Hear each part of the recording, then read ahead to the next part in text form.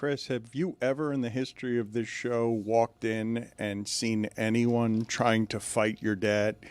Because I walked in today, and the argument that Mike and Greg Cody were having seemed like both of them were unhinged. I just caught pieces of it. I know what it was about because I heard a few of the stray words and I heard a Cristobal reference. But what were you arguing? And I know which side Mike's on. So where were you? What did you do to make Mike want to fight an old man? I don't know, because we're on the same side here. We both feel strongly that the University of Miami deserves to be in the college football playoff. The disagreement, I think, is that he still thinks they're going to make it, and I don't. I hope I'm wrong, but I don't think they're going to make it. I think that's our only disagreement. Well, it seemed like you were disagreeing vociferously, and this guy, I don't know how you do it. How long have you known this guy? Greg, how long have you known this guy? A while. You have electively decided that this guy is someone you want to have in your life. I have. He's been in my life for 20 years, and I'm at my wit's end with this. Like, out the gates. Wow. Lying, fake newsing, was not lying or fake shit newsing. stirring. Chris, We were talking. I was talking to Chris. This happens all the time when we have University of Miami and I was discussion. speaking, and you interrupted me. Yeah, but I was talking. No, what side is he on? What side is he on? I was speaking, and you. Yeah, what side? And I was talking to Greg. Let him talk. Roy, turn his mic off. Turn it off. Turn it off. It's off. I was talking to Chris while I was talking to Greg. Shut your mouth. It's back on. Do you know, Chris? Can I speak? What happens to everything around here if I shut my mouth? Football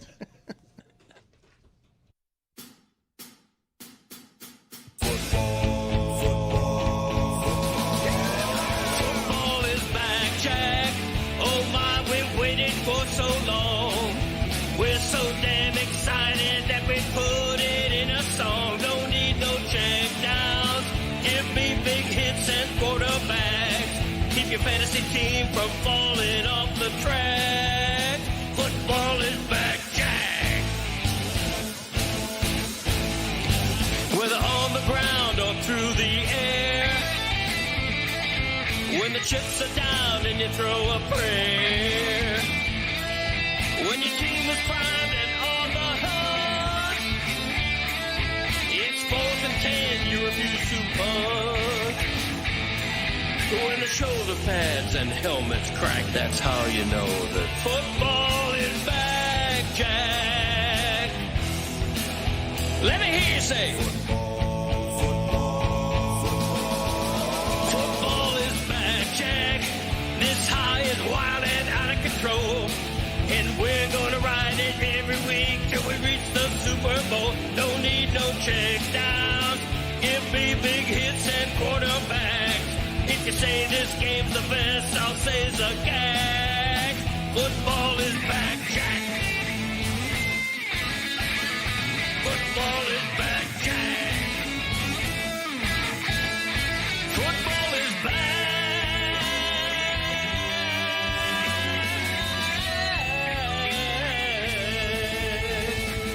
Football is back, Jack.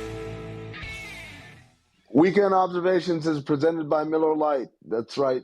If you're looking around and you say, this doesn't look like a Means on the show, I'm not. Guess what? Dropping out of Georgia Tech turned out to be a mistake. Should have been an engineer. My internet would be better. I could fix it. Get on the roof. Plug in some things. Dial in, tap into the satellites. I don't know what the fuck. Whatever. All right. Here we go. Dan, Georgia Tech had the dream season, led by a Heisman-worthy quarterback, with hopes of a college football playoff berth on the horizon. But with back-to-back losses, including one where I lost a bet to L. Duncan, just like that, make no mistake, I mean not giving a single flying focaccia about college football is back. L. Duncan making a bet to potentially wear Georgia Tech gear on SportsCenter, then leaving ESPN the next day. Heady play. The Colts, losers of 3 of their last 4, still have the Seahawks, the Niners, and the Jags twice left on their schedule. You hear that sound, Dano? That's the sound of a clock striking midnight. Pumpkin time. The Finns, Keep hope alive yet again. Told you, Greg Cody. Stay strong. Diamond hands. For about a half of football, I thought the Raiders were actually going to beat the Chargers. Progress. Look what they did to my boy Gino. These are so much better when I'm interacting with a human being. Don't look now, but here come the Orlando Magic. It's like they exclusively play better when they're missing one of their best players. For about a half of football, I thought the Browns were actually going to beat the Niners. Improvement. Shelby Harris. 5 minutes left in this? I'm not doing this for 5 more minutes. What do you mean 5 minutes left in this? I thought he was doing great. He is lonely. He's defeated. It's like a bad stand-up bit. He tried so hard at the beginning, and now he can't do anything right. And he did this on the internet yesterday because his internet didn't work here. So he did it on our social media platforms, and it sounded really lonely. It was the most depressing weekend observations I've heard. He was looking around the room as if he were suspicious. He didn't Like have a hostage video. He didn't. He have looks sad. He didn't have any help. About a half of football, I thought the It looks like Titans he's were laying gonna- down on a wooden floor. They suck. Situations to keep an eye on. Since losing Trae Young in late October, the Hawks are 11-5 and have the 10th best defense in the league. And Fins took care of Good business point. against Tyler Shuck. All right, Tyler turn that Show. down again. Tyler You can turn 6 minutes Tyler left. Show? How is there more time left than there was left before when you told me there were 5 minutes left? It's getting longer. Roy, what are you dressed as? John Tesh. Striking resemblance. really, Look just like him. A couple of things are off about, the resemblance. but, No. What are they? He doesn't What have are the they? collar. The collar's different. You got to call it. Yeah, cufflinks. I don't have see cufflinks. collar. that toupee looks great. Thanks, Greg. It really does. Take that home. And the number one name in football, I'm still not sure I have a handle on. Bring that thing to bed Barry with you. Sanders. You get it? Because he's hard to tackle. 7 minutes left? Who would have known about the beeps, man? How are there 7 beeps minutes carry left? it. in The this? beeps lift that whole thing up. Plus minutes of the game due to minutes restriction. Knock knock. Who's Yeah, I there? really needed someone else to interact here. Oh, let me try to do it. Knock knock. Who's there?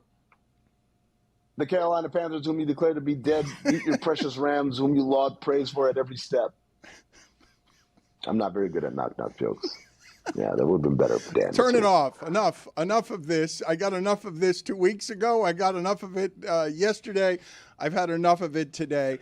I am not misrepresenting the conversation that Mike and Greg Cody have. Mike has declared himself a minister of war. He is. I hate the term war around football and sports, and Mike is warring right now. Sometimes it's appropriate. He's warring right now with Texas governor. Ron DeSantis is stealing his shit. Ron DeSantis is stealing Mike's shit, and I'm convinced that everything Mario Cristobal does is with Mike Ryan's hand up his back. Because I'm getting some complaints. Quite the visual. I'm getting some complaints around here. Chris Cody is telling me, hey, Cristobal's going to come on, and I'm sure he's going to be doing like stand up at a local car wash, trying to. Might come on. He's going to be spend the next. I wouldn't be so sure. It's a reason why he may not. Okay, well, what's the reason he may not be on? It's you. Yeah. You fool. Dan. That's what I You. heard. Yeah. You're seen as anti-UM. Yeah, people know your whole deal. Anytime this program faces adversity, you try to work in a Billy Gill or Jeremy Taché That's your deal. to speak for an audience. When you're the Miami guy, you actually went to the school. You've been on the opposite side of the line, my friend. You are the enemy. You're not an ally. Yep. Alumni hater. I hate myself. Yeah, you hate the fact that you went to UM. Self-loathing alumni. I'm the Self-loathing, that's right. alumni. I'm an alumni hater. Yeah. You haven't been an ally. It's true. Where are you getting that from? You think the audience would answer that way? You think the it's out audience? there. Where am I you- getting you that from? think It's you, out there. yeah, My but general. no, I know where my you're. five-star general. Four that just stars. won. 4 stars. Hey, 4 five. stars. Five. How do you know? Not helping, Dan. Five. Then what is Saban? He's also 5.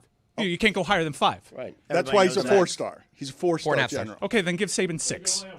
Saban says that we're the most dangerous team in the nation, so I'll give him a 6-star. I'd say Texas Tech is that. Texas Tech is the only team I believe. Why do they think I'm an enemy? I love Dan. Why do they think I'm an enemy? I believe that Texas Tech is the only team in the country, the only one that could have Miami not play a close game. That it's a possible outcome if they were to play Texas Tech. Yeah, I mean, you don't know ball. He doesn't know ball, and this is what I keep hearing from Coral Gables. Yep, same. He not a ball knower. They're not Not a saying ball knower. specific names, but they're just like, if we're going to do this, we can't have any non-ball knowers around. Texas Tech. Texas Texas Tech. Who lost to Sam Levitt on 1 foot, Texas Tech. No, but they were playing with their backup quarterback. Go ahead and let Miami play with their backup quarterback. Malachi Tony. They're going to play with Malachi Tony as their You're backup welcome. The quarterback. most dangerous weapon in the nation. I'd actually you got like it. to see that. Actually, I'd let them in the playoffs if they told me right now that Malachi Tony, sight unseen, was going to be the quarterback. I'd let them into the playoffs just based on that alone. Never mind that Carson Beck is like top 10 in passing rating, and he's like the second best quarterback that we've had here in 25 years. I want to hear blows more, every game. Chris, about your negotiations. I believe Mario Cristobal will be everywhere the next couple of days. I got a request in.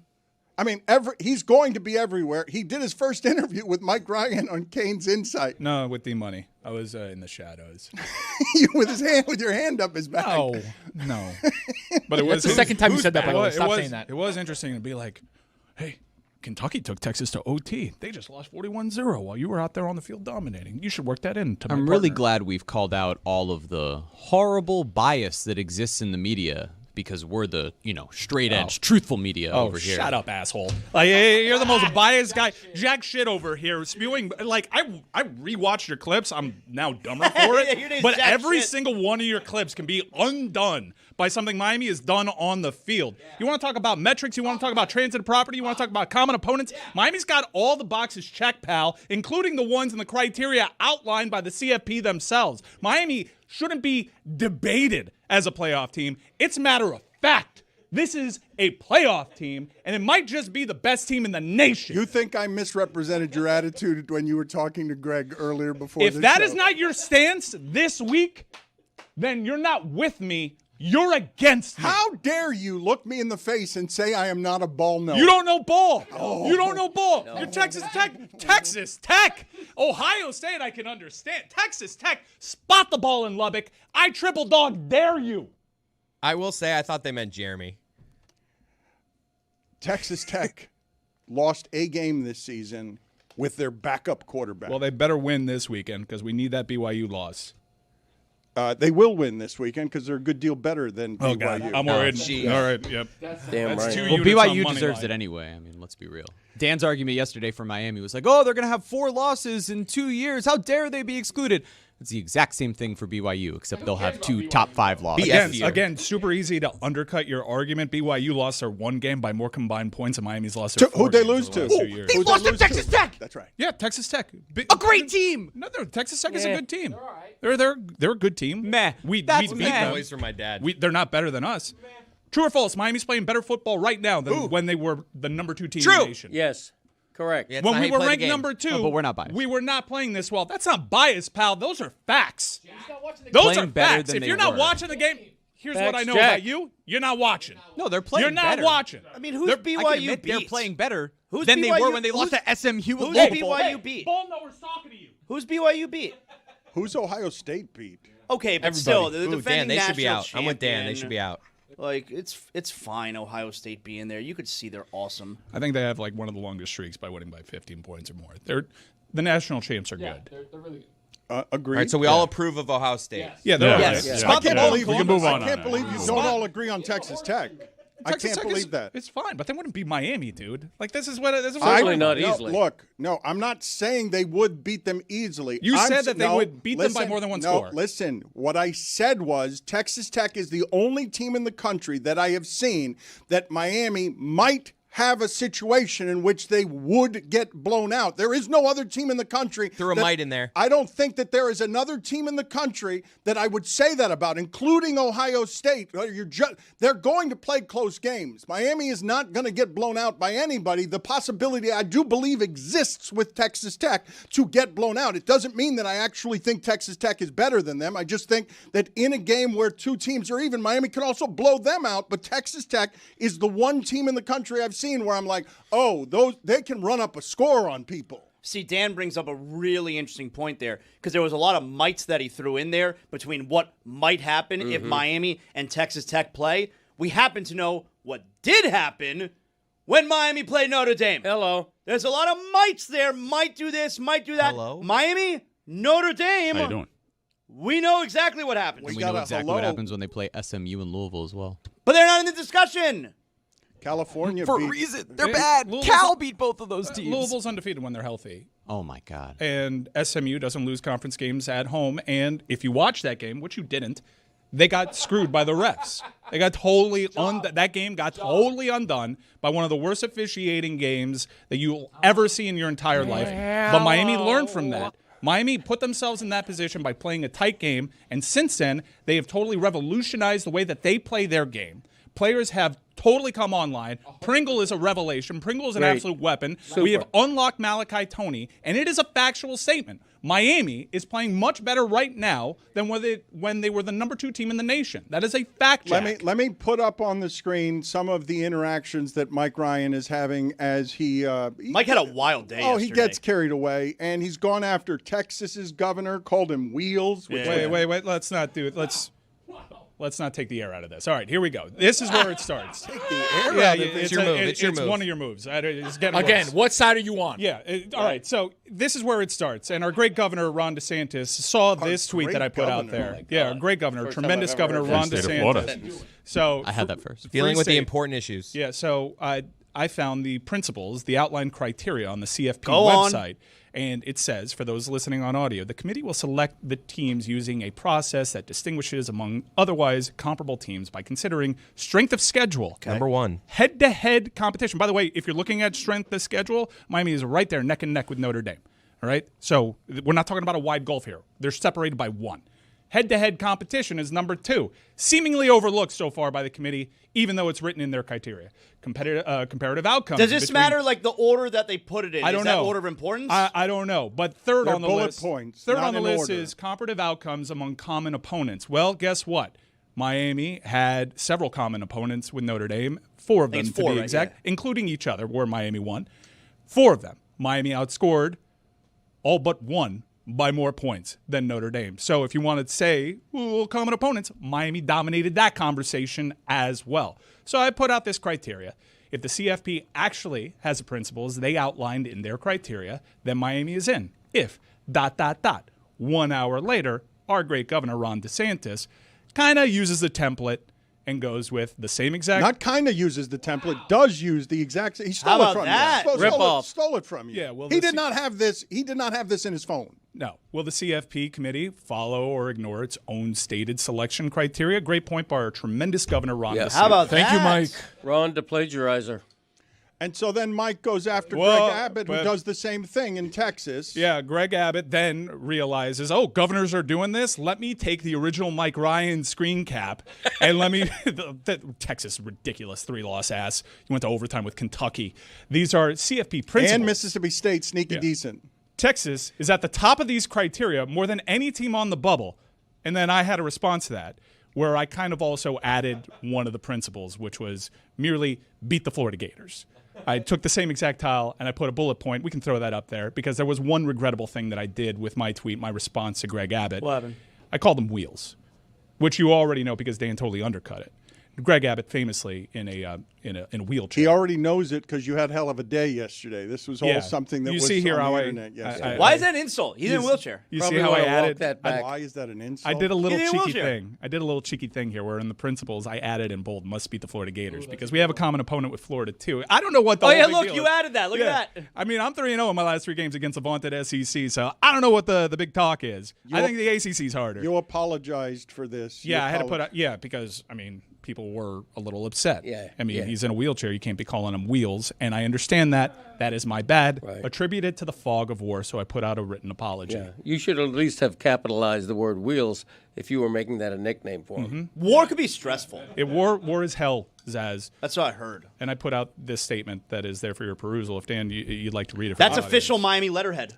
Well, the Miami Department of War is the letterhead. I don't believe that's official Miami letterhead. it is. Although Yeah, it it is says official. Office of Public Communications and it reads official statement. Right. This is from the school. It's from a golden cane. This so is it's not official. from the school. This is from Mike Ryan. It's the official statement. Earlier today, in the heat of spirited sports debate, I referred to Greg Abbott as Wheels in a miscalculated attempt at jocular banter.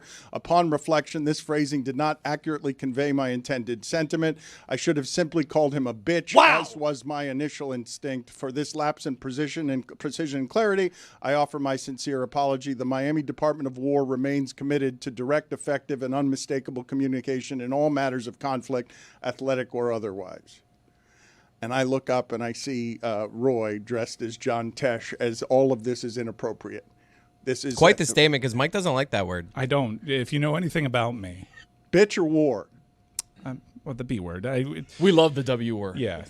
I was built for this. I've been on the front lines for 4 weeks. You ever see any of those war movies where they find the isolated guy in a tower that's been there for a month and he's gone a little cuckoo? That's what I've been. While you guys, Johnny-come-latelys, but I'm so happy you guys found your balls now that we're 10-2. It's great to have you here on the front lines. You with me. signed this respectfully? Respectfully? Mm-hmm. I mean, You have to. How is Wheels more offensive than bitch? I don't like to use that word. I don't even like to hear it out loud, so can you not? Well, it's in the official statement from the Department of War, though. On the school letterhead. It says, well, it's not school letterhead. It's Yeah, it's an official I- statement. Department of War letterhead. The MDOW. It's not. Look, It's an OS. just because you official say statement. something's official on the letter, put it on the poll at Le Batard Show.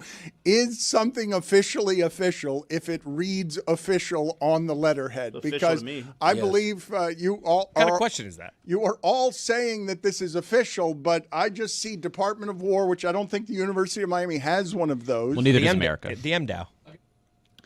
I don't believe any of that was respectful. I believe that I have an accurate appraisal of how I walked in here this morning, which is Mike Ryan screaming at Greg Cody and doing what are you saying no I think he was for? screaming, "What are they consistently saying?" That is what he was. Thank you. That is what the argument was. You said something has been consistently said, and what I walked in on was Mike Ryan screaming, "What have they been consistent about?" Well, the chairman of the CFP selection committee. Who has not himself been consistent because it was a different dude the first week that we did this. He's been consistent in both directions, though. I'll give him that. What? Yes. The chairman of the committee What? at first was saying the eye test goes to Notre Dame. They've been better lately, blah, blah, blah. And lately he's been saying Miami is looking like the team we saw when they were 5-0. So he's acknowledging that the Canes have turned it on right when they should late in the season. So he's been inconsistent, but he's been consistent in both directions. I'll give him that. Didn't Pat Riley tell Danny Ainge on official Miami Heat letterhead to shut the fuck up and That's manage right. his own team? That is not correct. He sent out a team spokesman, the head of media relations, in order to do that. I don't think they put out a printed statement that also said Yeah, but that. Tesh's point is well taken. That's what Roy looks like. Well, we'll look that up. I thought that they did too, Roy. But yeah, my beef there, and I wasn't yelling at Greg. I was genuinely curious, what have they been consistent on? Because the criteria changes week to week. It changes team to team. When they tout the virtues of Notre Dame, it's all about quality losses. And you only have to skip down one spot to hear them talk about quality wins now. So did we. It's not about quality losses because Bama doesn't have a big-time quality loss when they went to Florida State. That's a really bad loss, but that doesn't help our argument. We'd like to move the goalpost around here. There isn't a consistent criteria. All I know is what's on their website, and it says it values head-to-head. Now, you look at all the measurements. They have the same exact record. They have a bevy of common opponents. Miami is better than Notre Dame or right there with Notre Dame in pretty much every single analytics, advanced measurement you want to use, including the traditional old win and loss. So did we. So when you look at the tiebreaker criteria, near the top is head-to-head. This one's easy, folks. Should be. It's cut and Well, dry. the reason that I think it's easy is different than the empirical ones that you're citing. I simply believe that I ask anybody who's been watching college football on Saturdays this year, do you think Miami is one of the 12 best teams in the country? Everyone is saying yes, who's not biased by whatever their allegiances There's are. only one person who's not. There's a lot of bias. So if you look at the AP, like there was a guy that covers the AAC, and he has North Texas at 11 and Miami at 20. There's even though North Texas got beat up, they have the best quarterback. well, they got beat up by USF, who Miami beat, who also USF beat Florida in the swamp, something that Texas couldn't. Texas is a clown show. They have a talented roster that they wasted because their head coach sucks. Wow. And for him to go out there and invoke Miami was thrown into the end zone at the end of the game after Narduzzi called a timeout. Got one more loss than everybody else. You weren't ever dominant. Your big wins, you're barely getting it over the line. You're a joke of a team. They're real teams talking here. See yourself out. And for you to take a shot at Mario Cristobal, do you know what the hell you have brought? Do you know what you've done? Because Mario Cristobal is now going to join everybody. Head-to-head. And he's going head-to-head with you. Head-to-head. We actually have a resume. You got 3 losses and a loss to a common opponent that we have dragged. You want to tell me about how hard it is to go into the swamp? Mario Cristobal has a very recent data point on that, too. Head-to-head. So Sarkisian did point out what some people have been pointing out, which is at the end of the Virginia Tech game and Pittsburgh game, Miami was throwing into the end zone with decided games. Who cares? They should. Those minutes don't count? They told us that it counts. You have to do that. They now. told us that all this stuff counts. Yes, it's called style points. I understand. Ruining the game. I understand why he was doing it. He still had his starters in at the end of the Pitt game. Damn right he did. He's trying to win a national championship. They're trying to tell us what the criteria is. It's not our fault that they change it week to week, but one of the things that we've heard is we have to be more impressive, especially against common opponents, so we've done that. Consistent both ways, as Greg Cody likes to say, that they've been consistent in opposite directions. They have. And you give them credit for that. No, I don't. I fault them for that. No, you said before you gave them, you said you had to at least give them credit for that. Well, but look, the dichotomy is ridiculous. They're not consistent. They should be behind Miami. And by the way, Notre Dame's just scored 70 points on somebody. It's not Syracuse. It's a one common opponent in which they outscored Miami. So it's not like Notre Dame's not running up the score. Notre Dame, I believe points. Notre Dame to be a Please playoff stop team. summoning that Syracuse game. They're on their third-string quarterback. They lost at home to North Carolina. They lost at home by 30 to Boston College. Please stop talking about Syracuse as if that 70-7 means I feel like a anything. good way to gauge where we are with this. Last week, I believe Mike was ripping like local AP voters for voting Notre Dame over Miami. Like I believe we named Jordan McPherson. Have we flipped him at least? I told you. Did he? Who did he vote for? That wasn't going to be a thing the following week. Didn't I tell you? Who accused me we flip of him? being a non-ball knower? I want to know, is Mario Cristobal coming on this I show? don't What know, are those Dan. You've done a lot of- negotiations? you've done a lot I've of done damage. what? You You've done a tell lot me. of damage. Tell me what You know what you damage. do. No. Silence speaks volumes. It's not silence. It's not silence. It's anytime this team runs up to any adversity, You try guys- to bring Jeremy or Billy Gill to the proceedings and speak for an audience that you think loves to drink my tears, which is fine, and that's a trade that you're making. You're more loyal to the audience than the University of Miami. I will give you that. I am not. My loyalties are laid out there. Damn right. It's the you. What are you doing? And then Dan, God. Hype not man. a loyalist. Not a loyalist, Le Batard. I'm surrounded by homers, and I want to know who's making the accusation that Like I said, am names a were not named. non-ball knower. It was just We let's are keep being the out there. We're It being- was just there. a note Okay. to if he joins. Let's keep the non-ball knowers. At So East Dan- at East Corporal, Dan's the problem. I had a back and forth being like, don't worry, come on the show. Look, this is important. I know we don't like Dan. I don't like Dan. All right? But you got to come But we on our need him here. platform. We need you on our platform. You need to use this and get your messaging out there. not I'll sure be I want there. him. I'm Don't not worry. sure I want Jonathan him. Zaslow will be there. You'll be surrounded Greg by Cody's ball in. knowers. He likes me. Mario likes me. No, Yeah, you were he good. loves you, Greg. I used you as a pitch. Yeah, like, Greg will be in. you're helpful. Jeremy can't be in here. Oh yeah, he's out. I don't know if I like to be referred to as helpful, but your point is well You were taken. just like bragging about You I'm are here. helpful. Yep. Yeah, you're the helpful. unbiased. I mean, I'm media pro in UM. this room. They are absolutely one of the 12 best teams. You are a homer, a helpful homer. Yeah, look, you guys keep throwing these words out like homer and bias, thinking And that it wheels affects me. and bitch and war. Everyone knows what I am. I wear it on my sleeve. I am a proud Miami Hurricane booster. Yep. I love this program pretty much more than anything that isn't a human being on this planet. and I will die for this program if I have to. And I have shown you by sticking my neck out on the I would die. I would die. You shouldn't do that. I would die. Extreme. That's war. It's an Are you willing to die for your? for somebody Are you who's willing to ranked die for a 13th? cause? No, man. Look, you want to call it ridiculous? This is how I live. All right.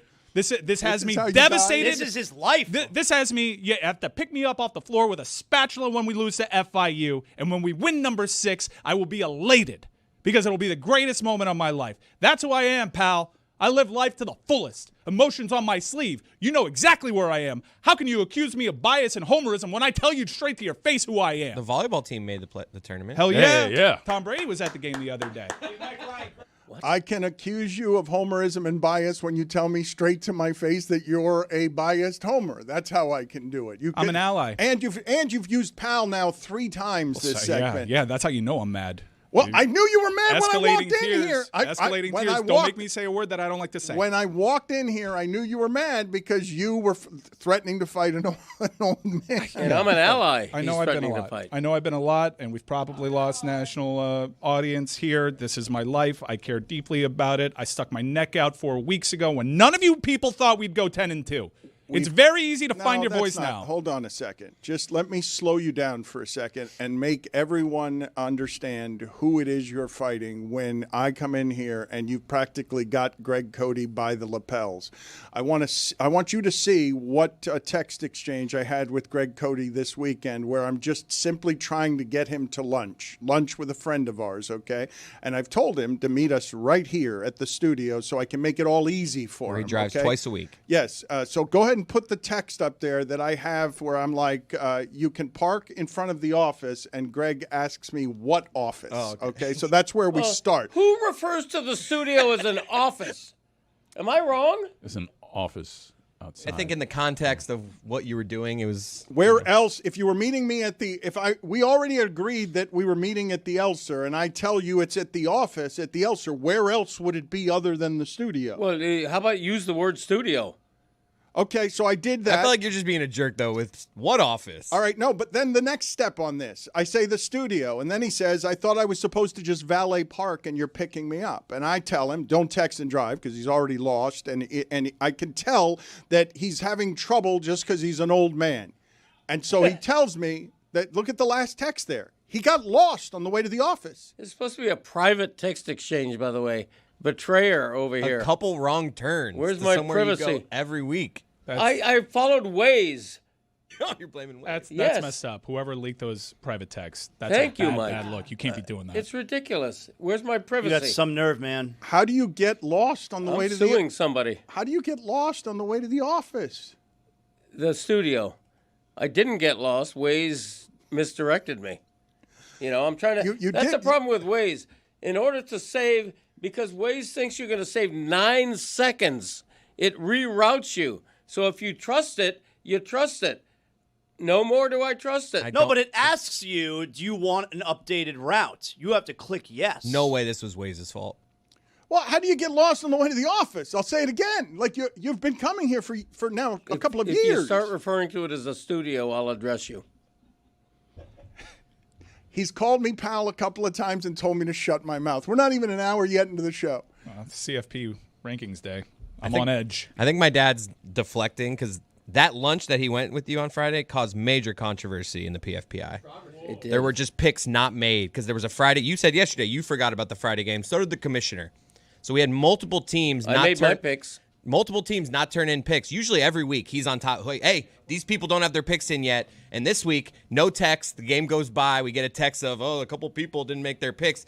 No accountability from the league. Yes, it is the responsibility of the teams to get their picks in. But every other week, you are on top of it. And you weren't this week. You clearly just forgot about the game. No accountability. Imagine if they just forgot to play the game. Roger Goodell would come out and say, hey, the team should have showed up, but this is on me. I'm the face of this league. I'm the commissioner. So if New England and the Giants last night just forgot to play the game, that's on the commissioner. You don't think Roger Goodell speaks today if they just forgot to play the game of saying, this will never happen again in my league? Crazy. This is crazy. No, he's about to blame. No, Greg doesn't need to. He's going to blame Waze again? He was mad at me. He was mad at me for not telling the other team. So now he's blaming other teams in the league. Okay, did you make your pick? Yes. Okay. 2 of the 3 teams that did not make their pick were the Giraffes and the Ferraris, who live under your roof. Did you ever think... Why are you... it's not my responsibility. You always tell us not to talk to each other about our picks. Okay, you're patently wrong. Just take a little accountability. It was a bad look for the PFBI. Look, I don't... what do I have to wipe the ass of my teams? Just say, hey, bad look for the league. This is my league. I'm the face. No. See, look at this. No accountability. I would wipe the ass of my team any day, twice on Saturday. I said your hand was up his back and Tony No got mad at accountability me. from the league. I don't like that from you, though. Okay. Anybody else can say it. You, I don't No like accountability from I the league. forfeited a win for the 3 malcontents, the 3 ne'er-do-wells who refused to make the Friday pick. Just take a little accountability. In Greg's defense, literally out to lunch. that Black Friday game does You out sneak to up on lunch? It does sneak up on you, but it's also not the NFL's first Black Friday day. Yeah. I believe it's the 3rd. Right, or 4th. so maybe you should have been on that. I'm sorry, this is a new tradition for me. You gotta have to do it more than 3 years for I me got to know about surprised by it on Literally Friday. out to lunch. 3 p.m. too. It's a weird start. Black Friday is a college football day. Out to lunch. Colorado versus Nebraska. It's an Egg Bowl day. It's been Just an Egg Bowl day for a long time. Take a little accountability. How about you run for It's commissioner? your league. You run for If I was commissioner. commissioner, I would have been like, hey, bad look for the league. This won't happen again. It's a bad look for the 3 people who missed the pick. See, look at it. It's He not just a bad. won't take any responsibility. It's not a bad look for the league. It's the team members' responsibility to make their own picks on time, and you know it. He got you there. But every other week, got you're on you top there. of it. He If got your people, ass. Nah, he got your ass, Chris. It's He over. got It's you. over. You got Thank it. you. The fight's over. Salute. And Thank you know it. And you're finished. Can we okay? put it on the poll? Is it Black Friday without Colorado, Nebraska? Also, put it on the poll, and you know it. Yes or no? He got lost on the way to the office. The studio, and I did not get lost. I was derailed 5 minutes. How can you say you were not lost? You took a couple of wrong turns. Not even one. You took a couple. I took a couple. That's lost. Yeah. What do you well, mean? nobody would know it if you hadn't betrayed my privacy by exposing the people who were erstwhile private The text people exchange. who were waiting for you knew it because you were late. You were late by 30 minutes because you got lost. We were fashionably late. Like that. Miami is time, we perfect. call it, Greg. We call it Miami time. Plus, down you. here in downtown, it's a lot of one-way streets. You think you're going to be able to go one way, you can't. You got to go up 2 streets and make a right to then make a left. Yes. Exactly. All of a sudden, there's a fire truck, and you're like, where the hell did this thing come from? And then the Waze lady is telling me to take a U-turn. it's a lady, huh? And I don't want to take a U-turn. Damn So right. I am purposely rejecting her advice, Now and I it's making continue sense. to go for 4 or 5 miles until she continues to say the U-turn. So finally I relent. It's not Waze's fault if she's telling you what to do and you're not doing Always it. had Waze as a 4 or guy. 5 I miles. mean, Now it makes sense. no, Zaz, don't do that. Don't do what? Come on, stop. We know what you're doing. Come Why? on. Come on. Let him Greg's the one who put it out there. I'm just backing him up. Okay. Thank you. Cook Daddy. I appreciate that. Thank you, Zaz. Always on my side, And- Zazlo. I don't think you're following That's along. not true at all. Not at all. I have failed to get to the Miami Heat today, who had 6 blocks in what a the night. first quarter. The Clippers look so old. They're playing so slow in the half court. Good thing they have their pick. Kawhi hadn't played in 10 games and then was on a minutes restriction. Not just that pick. You've got listen to what's going to happen in this league because it's about to get ruined if Oklahoma City stays healthy. It's worse than when the Warriors had Durant. They've lost 1 game, and their point differential through 20, they're winning by an average of 15 points without playing their starters, and they might get the number 1 pick, and they've got Philly's pick, too. They might get... They could have 3 picks in the lottery. They might have 2 picks. Wait a minute. 3? I thought they might have 2 picks in the top 5 if Philadelphia is bad enough. Is Philadelphia protected top 3, I think, maybe? The OKC is in a position where they might have, through 20 games, the best team anyone's ever seen. 20-1.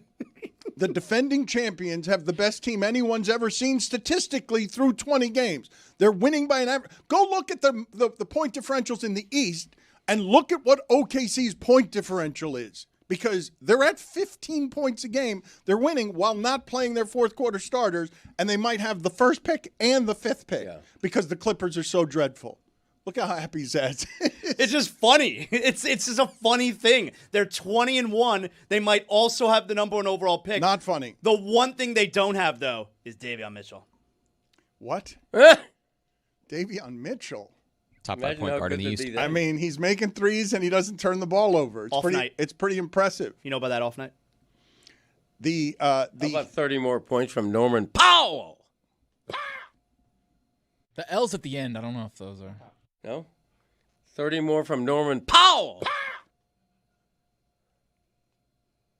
It's like a superhero. He's not Norman Powell. He's Norman Powell.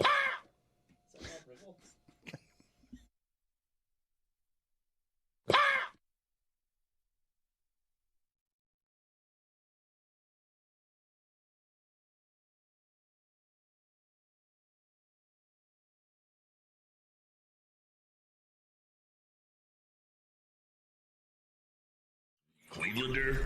I should tell the audience that we've got a bit of an emotional week, I would say, here this week as we are leaving this studio. It's been an eventful 2 years where the show has struggled and groaned under the weight of trying to build a business.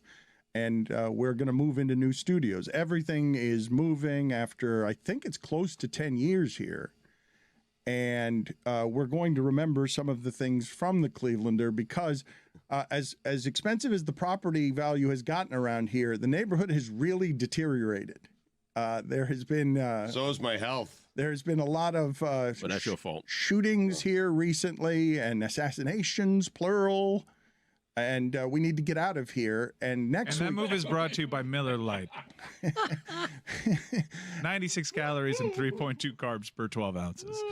next week is going to be a little bit difficult because we're going to be in the change, and these are not your problems, they are our problems, but we ask for yet more patience after 2 years of trying to build this thing. We're excited about getting into new studios, and we will remember the Clevelander throughout the rest of the week here because one of the great memories I have, Stugotz, it really is one of my favorites as I've gotten late in life and have learned to appreciate some of this nonsense that we get to do every day, is the weekend before we were going to go on ESPN radio and start with whatever it is we were doing with them. They were going to make this studio look like all the other studios, which is just blue paneling behind us that would be nondescript. And my brother and I spent the entire weekend here putting all of this stuff up. And the reason that it's one of my favorite memories is because I remember the screaming phone calls on Monday when no one had been informed that that's what we would look like. And they didn't want us to look like that. Or no one had given them a heads up, I should say. It's not that they didn't want us to look like that. It's that they were going for homogenized at the beginning, and we put up all these tiles that we're at some point here going to just auction off because they've been here for 10 years representing us as we make a move to become a bigger business. We've got, Mike, do you know how many employees we have now? I don't know how many employees we have now. I walked into to today's pre-production meeting, and I was a little stunned at how many people were in that room, considering it's just jarring seeing how we've started. And there was a lot of people here when we were doing HQ. It was even tighter back then in many respects because we had the equipment. But I think the stark contrast is from the pandemic days when ESPN would only allow you and me in these studios and people were zooming in. So maybe I'll have fonder memories when we get out of here, and I'll look back on some of the stuff that we did here and created here fondly, but I cannot wait to get out of this godforsaken building, thanks to Miller Lite. Yeah. Just 3.2 carbs per 12 ounces. Winner of 3 World Beer Cups. They don't just give those things away. You have said that this place is haunted. You have come in hot from L.A. talking way too much about sponsorships and deals. We are moving. This is a growing business, and part that you left out was the answer to my question. How many employees do we have? I don't know. A lot. Yeah, I don't know. Because there's a difference between full-time employees and part-time employees, but in terms of like people that are here, it seems like 87. It's not here, but it's not just here, but it's a lot of people. It's much, much more than what's on air as we try to get up a video. You would think the show would be a lot better. You really would. But it's only gotten worse. Well, the solution to everything is hire more people, and then all it happens is more problems. That's what I've noticed. Again, the deterioration of everybody's health. Yes, that's part of what's hanging over happening. this show. So do you have a top 5 nostalgic, syrupy memories instead of hauntings? Let's do some top 5 lists to celebrate our time here. 8 to 10 years, so Stugotz can be nostalgic, so that Roy can be nostalgic. It's been 8 to 10 years for everybody else. It's been 20 to 30 for Stu. Yeah, it has. All in space, by the way. Yep. Billy can get emotional here. Teach the I young don't ones. want to leave. I revealed so that not today true. in the Liar. garage. The Billy guy said was- that to me. Yeah, I was Yeah, having a and heater in the garage. He was talking to Cougs upstairs in the garage. I was walking down. Who's Cougs? Cougs? Oh, you know. Do you know come on, what? come on, Do you Dan. not want to? I am more worried about them finding a body underneath your desk than I am in Mel Reese. I have a plastic container. I have to take all this stuff today, I was told. So That's why you don't want to leave, because you got to clean up. I like it here. I mean, downtown floods. I don't know if we're supposed to say we're going to downtown, but it floods there, and anytime it rains, I'm gonna have to get a boat or a kayak to get from my car. Is it Judd floods here, Apatow sock puppet still over there? No, I think one of the dancers took that. To be clear, we have a day and a time of great hope, and you're already fearing change. You're It's already not fear, as I'm comfortable here. This place is fine to me. I don't Billy's Fear is brought to you by Miller Lite. Just 3.2 carbs per 12 ounces. I'm gonna see the new studio today. Maybe that'll change things. You don't want to move? You don't want to move? I mean, I don't think I get a vote on this. I think it's happening whether I want to or not. Yeah, we're a little further along. But I am excited for everybody to experience the new building. I've gone over there a couple of times, and I was honestly moved to tears the first time, just because there's so much space. So much space to do this. I was, because it feels like. Were you wearing a hard hat? No. We're beyond that. But not to get too into it, and I'm sure there's plenty of time for nostalgia and stuff like that. But we've been through a lot, man. It's been hard. We've been through a couple of different companies and a bunch of different incarnations of the show. I've had really good memories here, and I've had some professional lows that I would just like to remove myself from. I feel like all those emotions every time I come into this building, which is good and bad, and I'm just really excited for a new mile marker for the company. It feels like actual growth, because we're going to do this in a much nicer place, and I'm excited for that. All that space in the new building, also sponsored by Miller Lite. Killing it. We will get to the top 5. Good contribution so far, Greg. Did you slur? Why did he slur there? I mean, when he starts to drink. Miller Lite, The guy's bleeding. Leave him alone. I mean, he is bleeding. He's got another wound. But Billy thinks he looks look great, though. It Yeah, looks like he's exactly. had work done. Thank you, Billy. I don't think Billy was being sarcastic. I wasn't. I mean, you have a nice haircut, clean shaven. Got a pep in your step today. Pep in it. Mm-hmm. We have. I should probably just tell the audience, because I remember promising Stugotz, and I've lied here, and I try not to lie to the audience or anybody. Same. That I would. What happened? That I would show the audience like what the last 2 years have been like while we were doing it. We've just had to conceal some of it because it's been hard and messy, and you've probably felt it in the strain of the show. The show.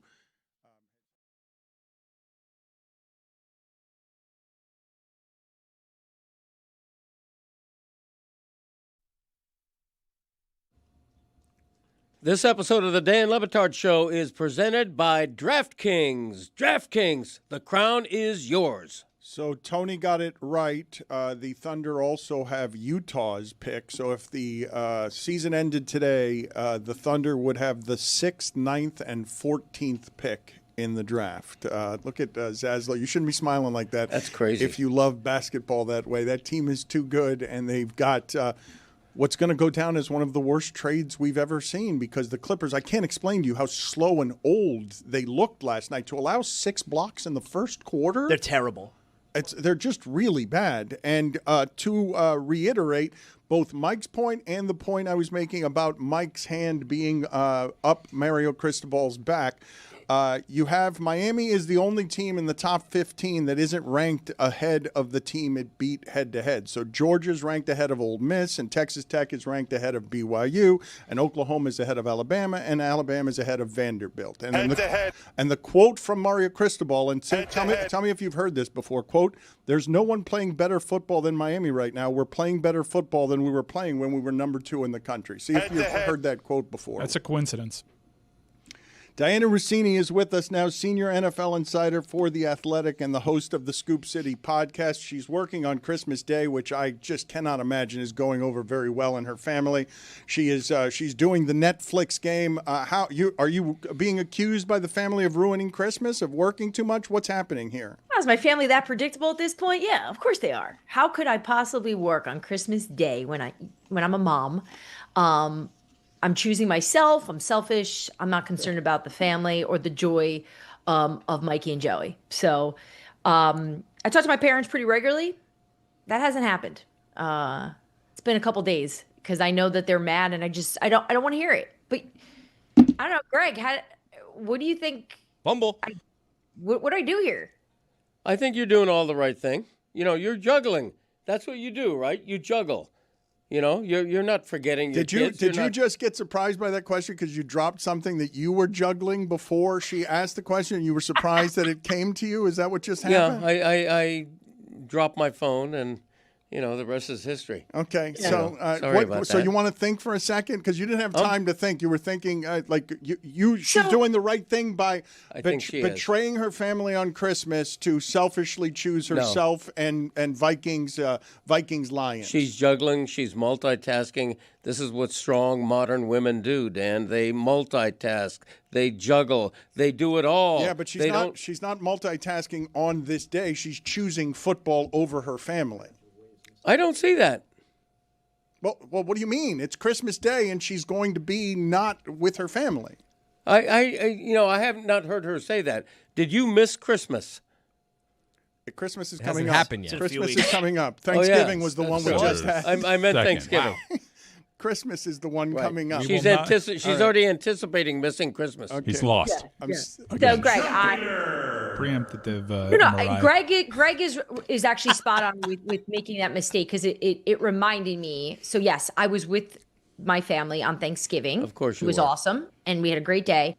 And when I saw the 4-year-old for the first time in the morning, and he was watching his cartoons, he said, "Happy Mother's Day." I said, "No, Mike, it's Thanksgiving." He's like, "Happy Mother's Day." Aw. So my point is, every day is Mother's Day, but my point is they don't understand what holiday is when anyway. Right. So I think if they were older, I would probably have a hard time taking this opportunity that Netflix is giving me to work on Christmas on a big game.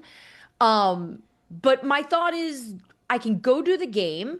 I get to do something I've never done before. And then I can just come home and Christmas can be on Friday, like the next day. And they won't even know the difference because they don't understand calendars. They don't have cell phones to talk to their friends. Right. Right? So Oh, but I think the other kids are going to say, well, Santa already I've saw thought us. about that. I've thought about that too, because here's the other part that is probably important, and now you're definitely going to turn on me. So we host Christmas. Kevin and I, we do it. And so we have about 25 to 30 people here. Wow. I still believe we should do it, even though I'm not here, because everyone likes that tradition. My family thinks that that's outrageous that I would have him host without me here and put it all on him, and he wants to do it. So that's the other factor in all this, that all these people are going to be at my house and I'm not here. I have not talked to you as your mother in a while. Can you do an impersonation of what your mother is hitting you with here, as if you don't already have enough guilt and shame about finally choosing yourself for once instead of those demon monsters? So she's actually doing something she has never done before, which is why I know she's mad.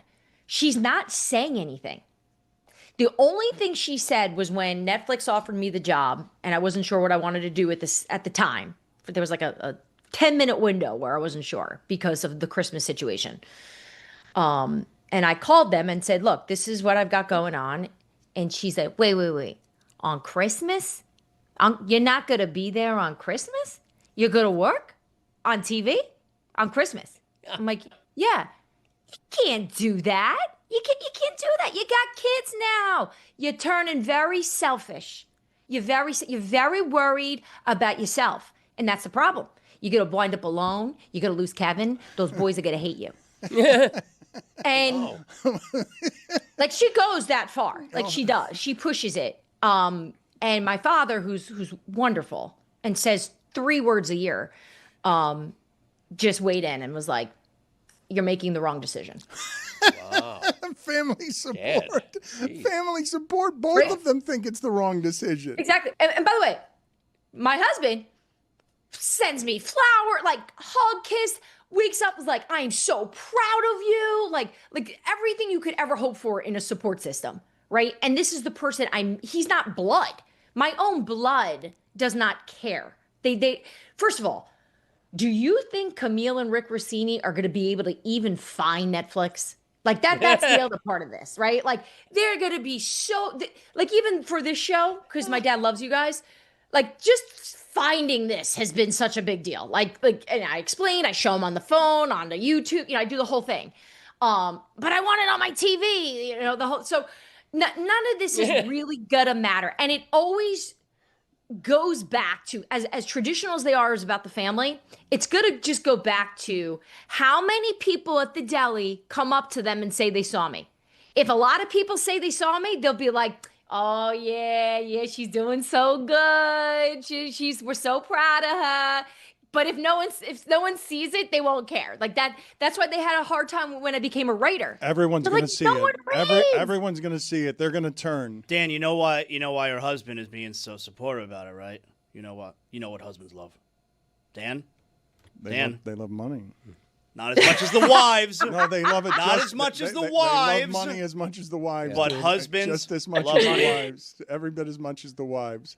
I have just doesn't want to deal with me. Like oh, it's that. But look, he gets it too. Like this, I'm so excited for this opportunity. As hard as it is, I haven't done a lot of big games on the sideline. You guys always see me on the field doing pregame and postgame. I don't do a lot of sideline in game. So I'm what excited. game is it? It's Vikings and Lions. Lions at Vikings. Okay, It's indoors. you know what? I'm sorry. in that one. I'm sorry to do this to Zaz. Come on, Zaz, out to lunch, huh? Early? Go hit the showers, buddy. Minor penalty, 2 minutes for not listening to the show. We'll lock in. Diana, this seems to be a weird season for head coaching candidates. Maybe it's because Ben Johnson was such a hot candidate. We talked about him for 2 years that everybody knew who the belle of the ball was. In college football, Lane dominated the story, but who's the hot coaching candidate that's going to be the belle of the ball this year with all the available jobs? There's some good jobs available. I know. Hi, Mike. Look, I think the Titans obviously have had the head start on this, and you always just have to piece together who knows who because it's a relationship business. And Mike Borgonzi, the general manager there, comes from Kansas City, where he had a great relationship with Matt Nagy. And you look at this Chiefs offense. Look, the team. Oh God! Don't do that. The to team Cam. is on life Matt support. Nagy. Right? No, I can't do this. No, for a lot of reasons. But Matt Nagy, wants another shot at this. He got some opportunity last go around with the Jets. He met with them before they settled on Aaron Glenn, obviously. But I think that's going to be a name. I think Robert Saleh is actually going to make another comeback in all this. With what? Look, whoever just like panted or exhaled or took a breath, like I hear you because our memories are New York, right? It's that Jets debacle, and we talked about it so many times on the show. But what he's doing with the San Francisco 49ers defense is pretty tremendous. And look, I give Kyle Shanahan tons of credit as well, but Saleh's doing something with a lot of injuries and not a lot of guys. By the way, so I know you can't like call into your show, but I was thinking of you guys yesterday. I was doing another show and I looked down at my phone and I see the Vikings tweet out that they've moved on from Adam Thielen. And all I kept thinking was, do you guys remember that day? 20 minutes of questions. So important. It was, and I'm so embarrassed that I thought it was that important. Yeah. And it was a good moment of growth for me from then to now, especially seeing that tweet. I'm like, here I am being rude to my friends who are so kind to me, bring me on their show. I'm ignoring them because I'm trying to get a trade about a player that's not even on a team anymore. So you mentioned two guys that had opportunities before and it didn't go well for them. But who's the hot, sexy name? It's usually look at the McVay or Shanahan tree. So is Chris Shula going to be a head man? I think if I may, Diana, just to add to that, it's a terrible coach year and quarterback year, right? If you need a coach or a quarterback, you're stuck. Oh, bad coach year. And look at the teams that are thriving. They nailed the coach. They got the quarterback, right? And that's always the name of the game. And any coach that wants to get in or is trying to move up, they always just point to, do they have a quarterback? And that's why certain coaches are taking certain jobs, going back to this past offseason with Ben Johnson, right? When he was looking around and he pretty much could get any job he wanted to get, he went to a place where he thought the quarterback was the best for him. New England at the time obviously has the best quarterback in terms of what was available last year, but they obviously wanted Mike Vrabel there. So to answer Mike's question about Shula, yeah, I do think he's going to be another big name that's going to make a run here and get some attention. But you're right. There isn't anyone at this moment that's like everyone's whispering about, of like, wow, this guy's got coach material. Anthony Weaver is the name that comes up during a lot of the cycles, because he's a good mix of culture builder, and also he's a good defensive coordinator. Have you heard anything about Jeff Brom? Because my sources are telling me he's getting a lot of NFL interest. I know my sources didn't share that with me. What are they telling you about him? Well, I know that the Giants were kicking the tires on he and Lane, and he's a name that's been bandied about. He's got the college job that he would want. He's at his alma mater. I'm sure if Alabama came knocking, he'd listen, but the pros, I think, are a better fit for him in terms of, does he really want to recruit? He's got a pro game mind, and people would look to him to develop quarterbacks. Here's the one thing I can tell about New York. They are definitely not tapping their toe in any college first-time head coach stuff. They are on a mission to have someone come in here and build this thing from the jump. Like, they're not in a space of being patient anymore. They want a leader. They want identity. They want to know who the New York Giants are again, because I have no clue what they are now. Let's play some sound here in a moment of Abdul Carter talking about being late again and sitting out the first quarter. And I want to also get to something from last night's game that I've never seen before, and I don't think any of us have ever seen before in a professional game. But let's just get Abdul Carter. Again, sat out the first quarter, first-round pick. I think he got his first sack last night. He has not been very good for them, and he was sort of a consensus beast that everyone wanted this person, but he can't show up to meetings on time. Here's his explanation after the game. An eye on. The Hornets broke the Raptors' 9-game winning streak. Okay, that's Why did I hear that's still Amin's still weekend doing that? observations. We'll go back to Abdul Carter here in a That is moment. funny. Amin was just still going. Yeah, he's still going from the weekend observations. That's not a reference that Diana's going to understand at all. So let's go back to Abdul Carter talking after the game. Your second time in 3 weeks. You didn't start. What happened? It happens. What happened? I ain't gonna get into detail. Like I said, shit happens. Why? Why, Abdul? Like, for Ask me the same question. I just answered. You can't be an irresponsible child when you're a professional and get mad that people are asking about it for the second time in 3 weeks. Grow up. Yeah, I couldn't believe that the interim coach, asked about that. He says coach's decision on why he sat out at the beginning of the game. Call him on the carpet for it. Say what it is. Say he just missed. He was late for a meeting, second time in 3 weeks. What if it's worse than that? Well, say the truth. I think you teams can't like do to that. conceal Yeah. that to protect their employees. But he's getting upset at reporters, please. Where are you on this, Diana? Yeah, look, this is not new. This has been the problem with the Giants. And I'd heard it even when Brian Dable was here, of just there was not a lot of accountability with the best players. And the good teams hold their best players accountable. Even I was at the Eagles game on Friday, and I was in their losing locker room afterwards. And there's a certain way the leaders handle themselves, even when things are not good, because they're not good at all in Philly. And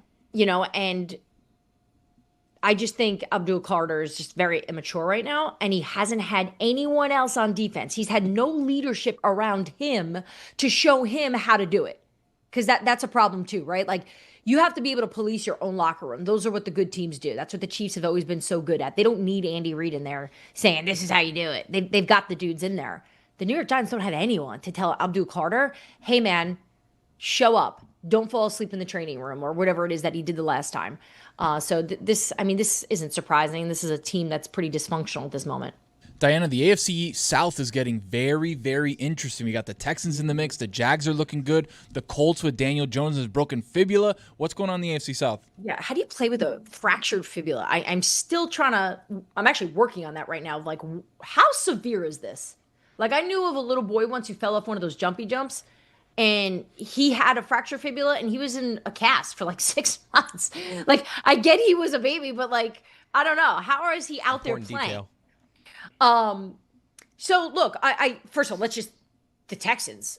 This is a team that I was just done with them. Actually, they were bothering me so much because they have such a good defense, and it was so obvious that on offense they couldn't figure it out. And anyone I talked to around the Texans kept saying, like, it just needs a little bit more time. There's so much change here. We got a new OC. We got a new offensive lineman. And they're right, because now look at it, and it's all clicking. And I think they're just doing a really good job of taking care of the football, too.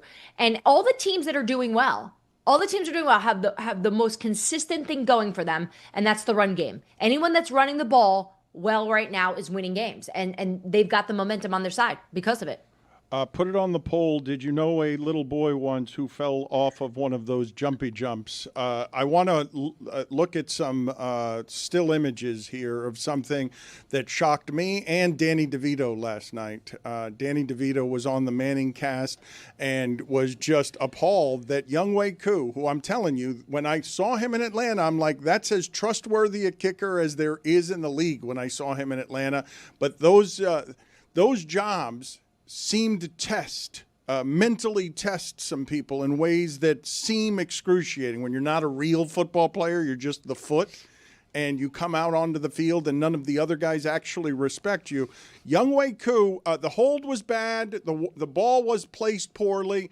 His left foot ended up too close to the holder, and then he just stubbed his right toe and never got the kickoff. Like, it was the equivalent of a golf duff chip, where your club hits the ground a foot behind the ball. Or as Roy calls it, a shot. I don't understand what happened there. So can you explain to me what the hell happened there? How does this happen to a professional kicker? You did it. You said it all. All the things played into it. And the golf analogy is perfect. It's just essentially a whiff. By the way, I've done this in soccer before. And usually it's because your eyes are looking too in front of you. Like you're too focused on the wrong thing. And by the way, don't understate how much that hurts. Like what he did, just think about your foot getting caught like that. Like the ligaments in there. And that's what you think hurts about football? Turf toe, Dan. Turf toe. That's what you think hurts about football? We were all No, I think in that situation, look, we saw about 5 or 6 hits last night that you're like, oh my God, right? In the cold and the type of hits they're taking. But that's painful. That is painful to kick the ground. But it's not just. Think about how cold the ground is. It's not just painful. It's totally incompetent. Like it's embarrassing. His foot is stopped by the ground so thoroughly that it never gets near the football. Yeah. Ridgewood, New Jersey. You got to cut him today. Grew up a Giants fan. You got to cut him. I thought he fired him right then. Put it on the poll. Should the Giants have come out on the field and fired Younghoe Koo as soon as his toe got caught in the ground? The more impressive takeaway, I can't believe the Patriots have won 10 straight. I can't believe they're the first team to 11 wins in the sport. And I also can't believe that Drake May is the best deep ball passer in the league. Like, I expected him to be good. I can't believe how good he is deep with those skill guys. Yeah, I think a lot of people have that same opinion and thought, and I can just tell you from my own perspective of seeing him in the summer, like he was good. He wasn't great. Like I never left practice going, wow, this team is going to win 11 games and be top of the AFC. Like no way. If anything, I've always said the same thing about the Patriots pretty consistently, and I am eating it badly now, which is they need a year. They need a year to figure out what they're doing. But they drafted well. They made some good signings in free agency. Josh McDaniels has been spectacular with Drake. They know what they are, and they're bought in. Like all these little, they're kind of funny, like, no naps and, one clap after the game for every person doing something. Whatever it is that they're doing, they're eating it up and they're all in on it. And the leadership there to me has stood out because usually it's the quarterback that's the leader. I still think he's a work in progress. How could he not? He's 23 years old. But the other guys around him, even like someone like Stephon Diggs, who I've come on the show before and definitely have criticized him for the way he's handled things before in the past on other teams. He's been tremendous up there. Like everyone tells me he's all in, like he's all about it. And we know he's got a lot going on outside football too. Diana, does Jerry Jones deserve some credit for the turnaround with the Cowboys right now? Yes, he absolutely does. Because that was the same man who looked me right into my eyes outside that lobby of the hotel when I talked to you guys that day after during the league meetings. And he kept saying, like, he was pushing back on me, like, you keep asking me about our defense and I keep telling you the same thing and you don't want to hear it, which was we just need to make a move during the trade deadline, which they did, and we just need to go back to fundamentals. When we fix that stuff and we focus on that, we're going to win. The guy was right. Diana, this is a weird year for me. It seems like we're going to have a Super Bowl without a super team in it. A lot of good teams still waiting for a great team to emerge. Do you agree with that, or do you see any great teams? Absolutely. I don't remember the last time this far into the season I still go, are they good? Like, you know when we did that as a joke a couple of weeks ago? Like, I couldn't tell you who was good. And I still don't really know. Like, yes, you watched the Patriots last night. And the way in which they're winning as well, that tells me, okay, they're good. Are they super? No. Right? At some point here, I thought the Colts were a lot like the Eagles. They're nothing like the Eagles now. I meant the good Eagles, the good version of them. I'm not seeing that, right? If anything, I'm seeing them a little bit of a collapse here. All the good stuff that we talked about earlier in the year. The Rams, to me, are probably the best of everyone. I think they collectively have it all, top to bottom. But yeah, no, I'm with you, Greg. It is really hard to figure out. It feels like every week anyone can win. You mentioned the Eagles here, so we've talked before about how important Lane Johnson is to them. They lose when Lane Johnson is out. They've scored 2 or fewer touchdowns in 6 of their 12 games this season. They have the highest 3-and-out punt rate in the sport. They rank 28th in offensive success. It's their worst ranking in 2 decades, and it's with 10 of 11 returning starters. They have the worst points per game of any team with a winning record. Like everything. And now their offensive coordinator is getting his house egged. Yeah. Well, first, let me just take you inside the locker room on Friday. So I see Cooper DeJean, right? Obviously in his second year. And the last time I saw Cooper in person was at the Super Bowl. And so I made that observation. I'm like, hey, last time I saw you was at the Super Bowl. And he looked at me like, yeah, it ain't the same anymore. And it's like, yeah, you think? So much has changed for this team, and they were able to hide so much of it last year, I think. I think they really peaked at the right time, and that was obviously in the playoffs and then getting into the Super Bowl and winning in the fashion that they did. So what's the problem now, right? And I spent a lot of time talking to all of them, all Saquon, A.J. Brown, all the guys in that locker room about what is it? Like, I'm sick of trying to figure it out. What is it? And guys, I think it's a lot of things. I don't think it's just one thing. It's not Kevin Patullo. It's not Nick Sirianni. It's not an injured offensive lineman. It's not the fact that Saquon Barkley hasn't found his groove. It's not the fact that A.J. Brown wants the ball all the time. It's not the fact that Jalen Hurts just wants to take care of the football and won't be dynamic. It's the offense is boring and no one is really focused on doing what they need to do. Like, that was my takeaway. And they're back in the building today. And I can tell you from talking to a few people over the weekend about it since then in that building. Like, they're spending the next few days figuring this out. Two questions. Your husband, Yeah. What kind of state is he in? Iraq. He kind of ruined the weekend because he was grumpy the whole time. And I had done locker room, and he waited for me after the game. So I drove home with him and his dad. And they put on WIP instead of listening to what I wanted to tell him on some of my conversations that were also off the record. So I had intel that no one else on the planet had. And my father-in-law and my husband did not want to hear it. They wanted to hear WIP. That's offensive. It's insulting. But were you also booed when you were in Philadelphia, you personally? Yes. What? Double booed. What? Not single booed. Double booed? Not like this. Like straight in the face. Two thumbs down from... 2 thumbs down. But you know what? It ended up... Like, I wasn't like... My feelings weren't hurt because I made eye contact with every person that did it to me. And I could tell they were just really sad. It wasn't me. It's the fact that their Eagles team on paper should be so good. And here's the other thing about this. And I know I'm saying this and people are going to tell me to shut up in Philly. How could they be so angry when they just won a Super Bowl? Right. Like, I know the potential's there, but it's like the Super Bowl never happened. They're acting like the Browns, like as if they haven't seen it ever. Like, you just had it.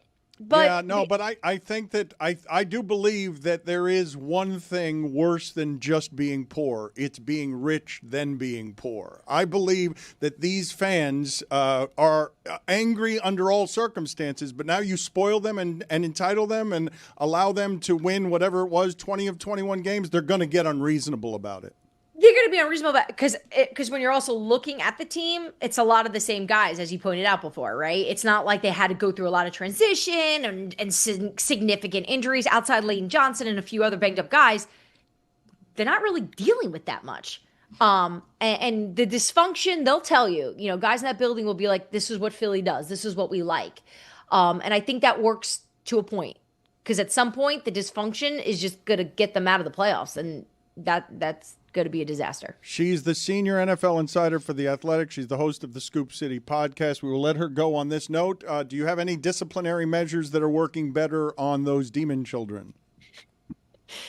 The good news is it's colder in New Jersey. So the time that they spend outside when they're not doing the things they should be doing, it's working better because they really don't want to sit outside. The elf is helping. We have the little elf on the shelf. Do you know what that is? Oh, yeah. Tell us about it. For those I know, but Chris Cody might need some help.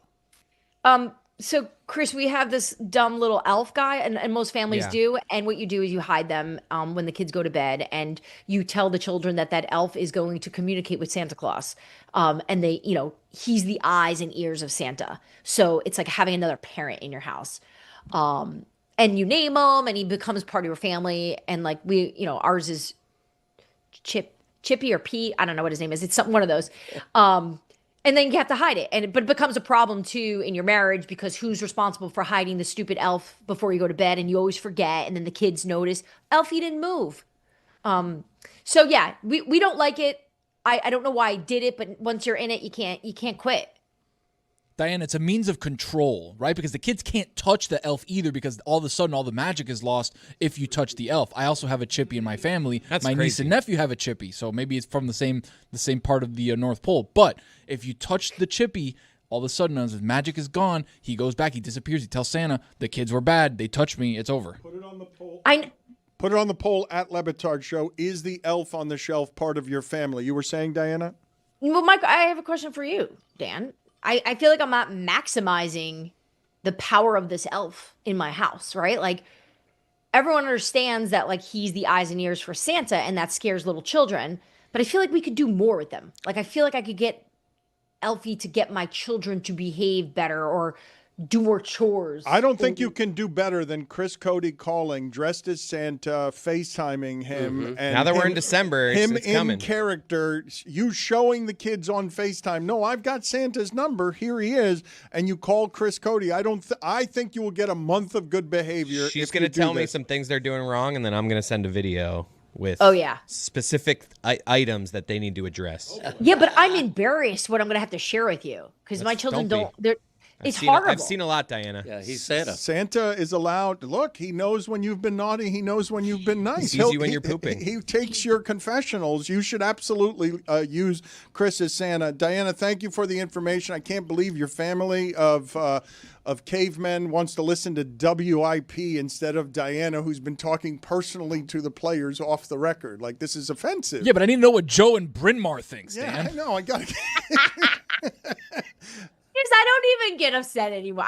When I first started dating Kevin, I got offended by it. Like, I was like, God, because all of his brothers, like, they all think I'm dumb and, I just don't listen. But now I'm like, I'll just write about it and you can read about it and be all upset. And You've lost Mike Ryan. Mike Ryan hasn't listened to a word you've said since 2 words that you said. Matt Nagy. He hasn't listened to anything you've said since then. That's the exciting coaching pick. Lou Anarumo, it's a better Jeff name. Apley. Like, what else? That is not a real person. That last one, you're trying to trick me. See you later, Diana. Good talking to you. Good seeing Bye, you. Thank you, as always. We have some sound New to game, play real here. or fake coordinator. That guy was fake. We've got a coach that you have heard of that is not fake, who looks the most like Santa of any coach who's ever existed. Andy Reid, what is the context for the sound that we're about to play? Andy Reid, not the most electric of personalities. What I remember Andy Reid saying was a Cheese Whiz joke that made me like him because he talked about Cheese Whiz in his mustache, but he's not an electric personality. He's being asked here about just their playoff chances and if they're going to, fight the good fight to end the season. And here's his answer. He has some odd phrasing in here. If you're coming to me on this, Matt, I'm telling you, we're going to go after you every game. That's how we roll. We're going to try to tickle your tonsils on every play, every game.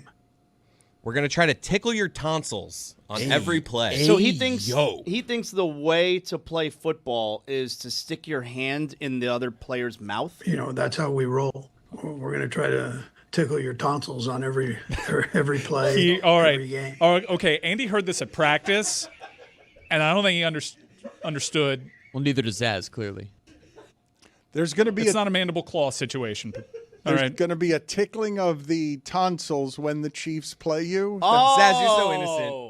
Oh. You got it now, buddy? That's how we roll. We're going to try to tickle your tonsils on every play, every game. I got it now, Dan. I got it. Yeah, nasty. You got it too? Yeah. Travis Kelce said something at practice. It was like, oh, I like that. And he's so good-hearted that he ain't understand. You guys immediately went to work writing things down as soon as I said Andy Reid looked like Santa. So what are you guys putting together? Putting together there? a top 5 of coaches that look more like Santa. All right. We're going to try to tickle your tonsils on every play, every game. Say what you mean, Andy. How great would that have been? We're going to try to ram our cock down your throat every time we're playing. We're going to try to tickle your tonsils on. Imagine how shocking that would be. Well, the way he says it, I got to tell you, it adds to it because he sounds so special dirty. Like he sounds. We're going to try to tickle your tonsils. Do you think I'm picturing just like his PR person sitting next to him, and he walks off there? Just like, what'd you say? All right, we're done here. He's Thanks, just guys. like, hey, good press conference, and they're like, I love Andy. Andy Reid should just go blue. Like, just start working. That would be great. We're going to try to when Pat drops tickle your back, tonsils on. He's looking to skull fuck you, just straight up. He amuses himself in the middle of this. Like We're going to try to tickle your tonsils on every play, every game. I mean, it's like we're 6-6. I'm just going to say what I want. but listen to how he amuses himself when he realizes what it is. You think he sees the reaction from the room, maybe? We're going to try to tickle your tonsils on every play, every game. Well, every play, every game. Give you some throat coat. That's how you tire them out, Greg. I guess We're so. going to try to tickle your tonsils on every play. I've never heard an NFL coach sound dirtier. We're going to try to tickle your tonsils on every play. It's not the words. Game. It's not the words. It's he's amused by himself and he sounds lecherous. Yeah, rasp. We're going to try to tickle your tonsils on every play, every game. I also want to hear from Liam Cohen. I have not heard from him since he did Duval, but I wanted to talk about it in the context of Kevin Patullo, the Philadelphia Eagles offensive coordinator, getting his house egged. Like, we've reached a state where that's not okay, right? But their offense isn't good. Yeah. So no, we haven't. It's just Philly. Like, we could chalk it up like egged house - Philly. Like, that's just what it is. Yeah, but you got. Come on, man. His family lives there. I'd be worried. I'd be concerned about my family if the neighbors knew where I lived and were so angry that we're 28th in offense that they're damaging my house with eggs. I thought eggs were too expensive nowadays for people to just be throwing them. No, they're back down. They're back down? No, they're good now. Okay. They're. Can we hear from Liam Cohen, though, the Jacksonville coach? And I would have thought that he would have inspired more indifference, but no, evidently Liam Cohen is surrounded by death threats all the time. One of the Titans players, I guess, after the game said Logan Cook threatened to kill him in one of those altercations there, and that's kind of blown up a little bit. I was just wondering your thought about whether that might have been across the line or anything, or if that's something, that just happens during games. I've probably heard that said 100 times, from players in games, so whatever. indifferent about death threats. I'm gonna kill you. He's heard 100 times. I'm going to kill you. I like the line of questioning though. Like, do you think that crosses the line? I love how he's a little afraid of Liam Cohen. I want to listen to the question again. He's like laughing through it. A question about murder. One of the Titans players, I guess, after the game said Logan Cook threatened to kill him in one of those altercations there, and that's kind of blowing up a little bit. I was just wondering your thought about whether that might have been across the line or anything, or if that's something, that just happens during games. He's just like, does that happen a lot? That's Coach? Jacksonville's punter. Yeah, Logan Cook is their punter, by the way, who threatened to kill somebody somewhere. Didn't Robert Saleh have to apologize 1,000 different ways for threatening to kill a coach in the post Liam Cohen. Yes. Liam Cohen. Yes. Wait, so maybe he does hear it. Yes. Actually.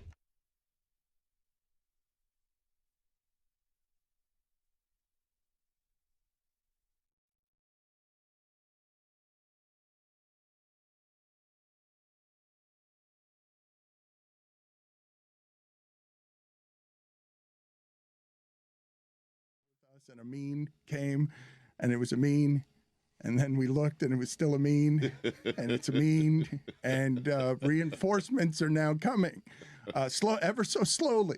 Heroic Pablo What's Torre he doing? running. By the I don't way? know. Yeah. Just help Moving me. slowly. Just help me. Jesus Christ! Planting something. Did he get the memo? The unlimited PTO that everybody takes around here. But this, yes. Where is he? That was in retrospect, as a company policy, it's delightful. I like it spiritually, but it hurts. Yeah, it hurts the unlimited personal time off. Terrible policy. But it's a good policy. You got to admit, it's a good the policy is we never know who's going to be here.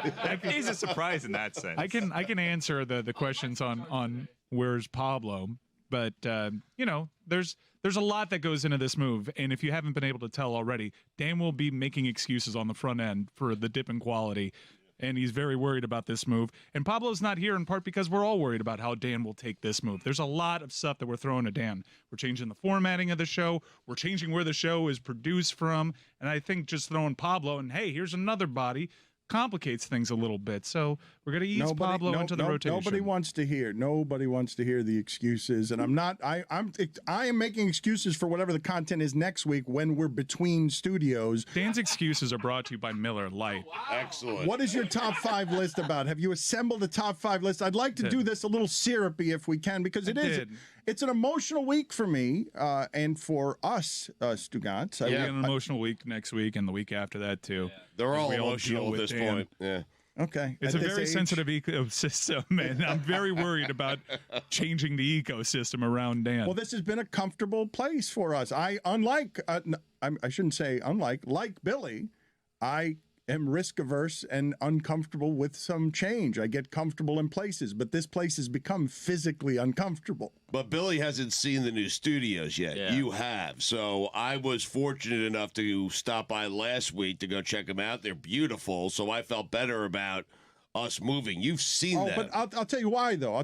I will tell you why, and this is way inside, but Conan O'Brien learned it. Conan O'Brien, when he changed networks and it was a big deal and he became an important person, they walk him into his new studio and it's a beautiful auditorium, beautiful, like the most expensive thing he could ever dreamed. And he walks in and he says, oh no. Not because of the pressure, because they used to do an intimate thing in an intimate place in an intimate way, in a way that connected with the audience intimately. And no, you put it in a ballroom in an auditorium as opposed to a place I was here on the weekend with my brother putting up the signage myself. Like it becomes a different thing. And so keep in mind, this place will also be intimate. There's a difference between intimate and crammed like a sardine can. Correct. This place has become physically uncomfortable and people are dying in the building and outside it. We have to move. Yeah. Billy, we have to move. All right, so here's my top 5 for today, and it's brought to you by friends over at Miller Lite who are sponsoring this entire move. And it's the top 5 guests that we ever had in studio here at the Clevelander. In studio guest, huh? Yeah. Okay. This is going to be nostalgic here. Yeah, and this will also afford you guys the opportunity to chime in with some of your favorites. I imagine I've missed one along the years. So we'll begin with the outside looking in. Were they from here for Highly Questionable, or here are we limiting it to the show, our show?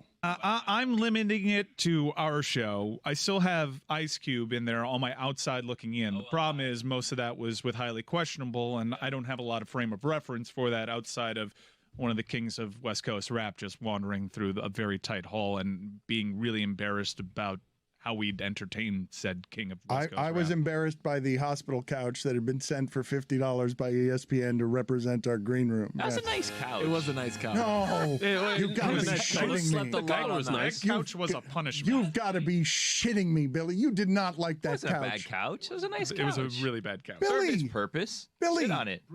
Billy, it was a terrible couch. It was uncomfortable. It was the couch in a hospital room where they don't want you to spend the night in that It hospital was room. harder than the floor. It was from Hialeah. $50 is what they sent us for a green room. It's a good price for that couch. No. Yeah. Also, OLI, Michael Irvin. Oh, That's OLI. That's a good top Playmaker. five. What a That great was- day. That was wild. Do you have any sound from Oh that? my God, no! Like nothing that I would stand by airing right now. There was like the revelation that he got quote Lewinsky in his Hall of Fame jacket. It was just, man, he was on one. That Yes, day. he was. Yes, And then Stugotz bailed on you guys for dinner. I did. Yeah. that was one of the. Yes, that's what happened. So Stugotz lands Michael Irvin as a guest. He has come here having consumed whatever it is was consumed on South Beach, and then I was having dinner with Michael Irvin and his brother, and paying for everybody in a dinner Stugotz was supposed to be at. Yeah. Stugotz was going to dinner with them. He did not. I did. Yeah. No. Thank you for that. Now, Dan sounded reckless, but I will implore the audience to just check this interview out, and you can draw your own conclusions. I just because said that was consuming wild. South Florida. That's all I said. That was wild. That experience. That's outside looking in. That's hard to believe. Yeah. And also, final OLI, there was a moment during the Super Bowl down here where Aaron Donald and Ric Flair were in studio together. Oh, yeah. And that was just really, really fun. Mike, that's outside looking in? Yes, yeah. Well, this will give you the opportunity to cape up for yours. But now we're in the true top five. Number 5, Dan awkwardly hugging Josh Norman. Oh, yeah. I don't have a lot of moments I like more than us rummaging through the hotel security cam to get, having talked about how awkward the hug was, but not having televised it in real time, having to go through security to get security footage that then revealed in an investigation that I had indeed hugged him in a way that was more awkward than even we'd explained was pretty good. We covered the shit out of those Carolina Panther teams, and we had very good.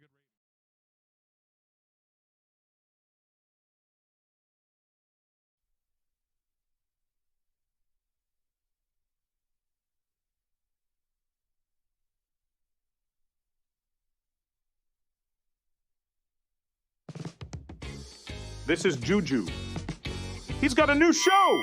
Welcome back. The Alley Oop has returned. How many damn jerseys do you have? It's about basketball, hoops, and hoopers. I'm trying to get us away from calling him the Joker because the other nickname on his page is Big Honey. And I just think Big Honey is a way better nickname. Now, Don Staley and them girls back at it again. And she gonna pull up Prada down, Chanel, Gucci, Louis. It don't even matter. Them Auburn Tigers, bro. Them boys 35 years old each player. None of them brothers got a hairline amongst any of them. But maybe you're wondering, where can I see it or hear it? Tell us, Juju. Subscribe to youtube.com/@DLS Hoops. Do you need me to point out some visual explanations? Well, here you go. It is a Greg Cody Tuesday. Do you have a back in my day, Greg? I happen not to today. I sure wanted to, but I had a deadline for the book I'm writing. Too busy missing PFBI deadlines? I had to get the last chapter in the last couple of days, so I didn't have time to. Still can't believe that. What book are you writing? Sex and the Animals with Ron McGill. I don't understand why it is that you have just simply quit on this, which was part of your job, a job that you are paid for. It is the one thing that we consistently ask you to do around here. We don't consistently ask you to do anything else. Why can't you do it? And you've just stopped doing it. Yeah, I mean, people change, people evolve. sometimes someone. But you're telling does Abdul something- Carter to come do his job professionally, to just do the thing that he has to do. And you're saying be accountable while your son accused you of a lack of accountability on PFPI, and you're clearly lacking accountability here when you're the only one responsible for doing this as part of your only job assignment around here. Well, first of all, it's not my only job assignment. Let me ask you this. Do I have any say in whether or not I want to continue doing back in my days? I mean, clearly, Apparently not, you've huh? stopped. No, but clearly you've stopped doing it, but you Right. didn't make an announcement that you were stopping doing it. Well- And in fact, didn't you promise? You said there was one being worked on for some reason. There's a couple in the hopper. Yeah. We may. You have all the say on this. You've been doing it your way the Yeah, entire so- time. Did What you do adjust your contract since you didn't want to do it He's anymore? getting paid more. I'm in here twice a week. Nothing in my contract says I have to do. You know, I'm doing songs for this show. I'm doing songs for this show. Just this show was introduced with the football song we did. The interesting part can't do is everything. it does seem as the back of my days have gone away from this show, gripes of wrath have kind of gone into the Greg Cody show. Well, it is true that on where the he Greg writes out complaining about things. It is true that on the Greg Cody show we have a segment called Gripes of Wrath. I believe it was poop picker-uppers this week. Yeah, they're all frauds. If I see somebody walking around my neighborhood with a dog on a leash with one of those little plastic bags, pretending that if his dog craps on my lawn, he's going to pick up that poop, he knows he isn't. I know he isn't. That's a blasphemous allegation. If you're carrying around the bag of poop, you're going to pick Why up carry the around poop. the bag then? Because you're doing it for I'm pretense. with some people do the fake pickup. Yeah. I'm in the Well, honeymoon. what does that mean? Like they put their hand down and they just pick up You grass? just gotta and not do the look poop? around in Yeah. in case anyone's Right. happened to be looking at me here. I'm in my honeymoon stage with my dog, so I'm picking up all the poop. Check back in a year, maybe I'll be different, but right now, all the poop You gets got to picked pick up. up all the poop. I made that mistake. I didn't know it at the first time. The I'll first do time that. I owned a dog, I did not know You that I don't was do that? You supposed just to said, do that. nah. You Okay. don't pick up the poop? Nope. I don't Do you have either. a dog? I got 2 dogs. I don't pick up my poop either. You don't pick up. Well, you don't any walk poop? your dog. It's just in your backyard. You Right. don't pick It's up fertilizer. the poop. You've got no. It's No, it's not. It's the opposite. I'm actually. disappointed to hear that because I kind of like you. That's bad. It Yeah, is. Greg is disappointed Wait a in minute. you. Yeah, I'm both disappointed in both things everyone. can be true. It is indeed literally fertilizer, but it's not something anybody wants in their lawn. And Oh no, it's- I don't let my dogs poop on in someone else's lawn. But this is what they're doing. This is what they're Talking about on about. walks. no, that's lame as hell. Oh, okay. But No, people, no, but like- people do that though. Yeah, that's lame as hell. Like if I let my dogs in my backyard, but if I do take them on the leash and I walk them like around the lake in the grass where no one lives, and I do not pick that up, I would never allow my dogs to poop on someone's lawn and not pick up. That's awful. But even common ground, and some people would call that still a jerk. I'm not picking up common ground. I'm not doing that. No. People walk around with fake poop in their bags. That's your, Get that- you're only making you that say up. that. No, That's just not a thing true. he says. That There's is toy not true. poop in those bags just to appear like you have something in the bag, so that people drive by and say, "Oh, look at that guy! If He you picked want up the poop." more of this coverage, the Greg Cody Show featuring Greg Cody With- is where you can get it. And here's something else I expose in the latest episode of the Greg Cody Show, because this man, my son, is a fraud. Chris Cody has just recently engaged a company and pays them every week to pick up his dog's From my poop backyard. from his backyard. I want some details on that. $15 a Whoa. week. They come twice a week, and now I don't have to worry about stepping in poop in my bag. I want That that. guy. It's. That I'll guy. send you the link. Yeah. Sad. Yeah, right, Sad. That's a great business. Sad. Next thing, you're going to pay somebody to wipe your ass for you? How much would it cost? You said that on the Greg Cody Show, by the way. You got to take responsibility. Can I get some fresh material out of you here? Like, how is it that you're doing all the work that you do for the podcast that we help you with, and you Right. do a lesser version of the work here? Right? Right. Right? What's your point? I don't get it. What's your point? He's confirming the accusation. Mike Ryan, do you have your top 5 Doing list something of the kind. of Santa-looking coaches who this is just football, or is this all sports? Okay, is it ready? It's ready to go? It's ready to go, fully baked. All right, fully baked. Fully baked. Okay. I still don't understand the accusation that Greg is making, by the way. You're saying that people are going to the effort of buying fake poop, putting it in their bag. He's projecting what he would do. It's one of the dumbest accusations I've ever heard. No, because I believe that. You know, Have you ever seen anyone doing, like you just saying, I believe that? You think there are people driving around and they're actually peering to see if there's poop in the bag that's being held by that person on the street? Dog walkers want to appear, the bag is nothing but a prop.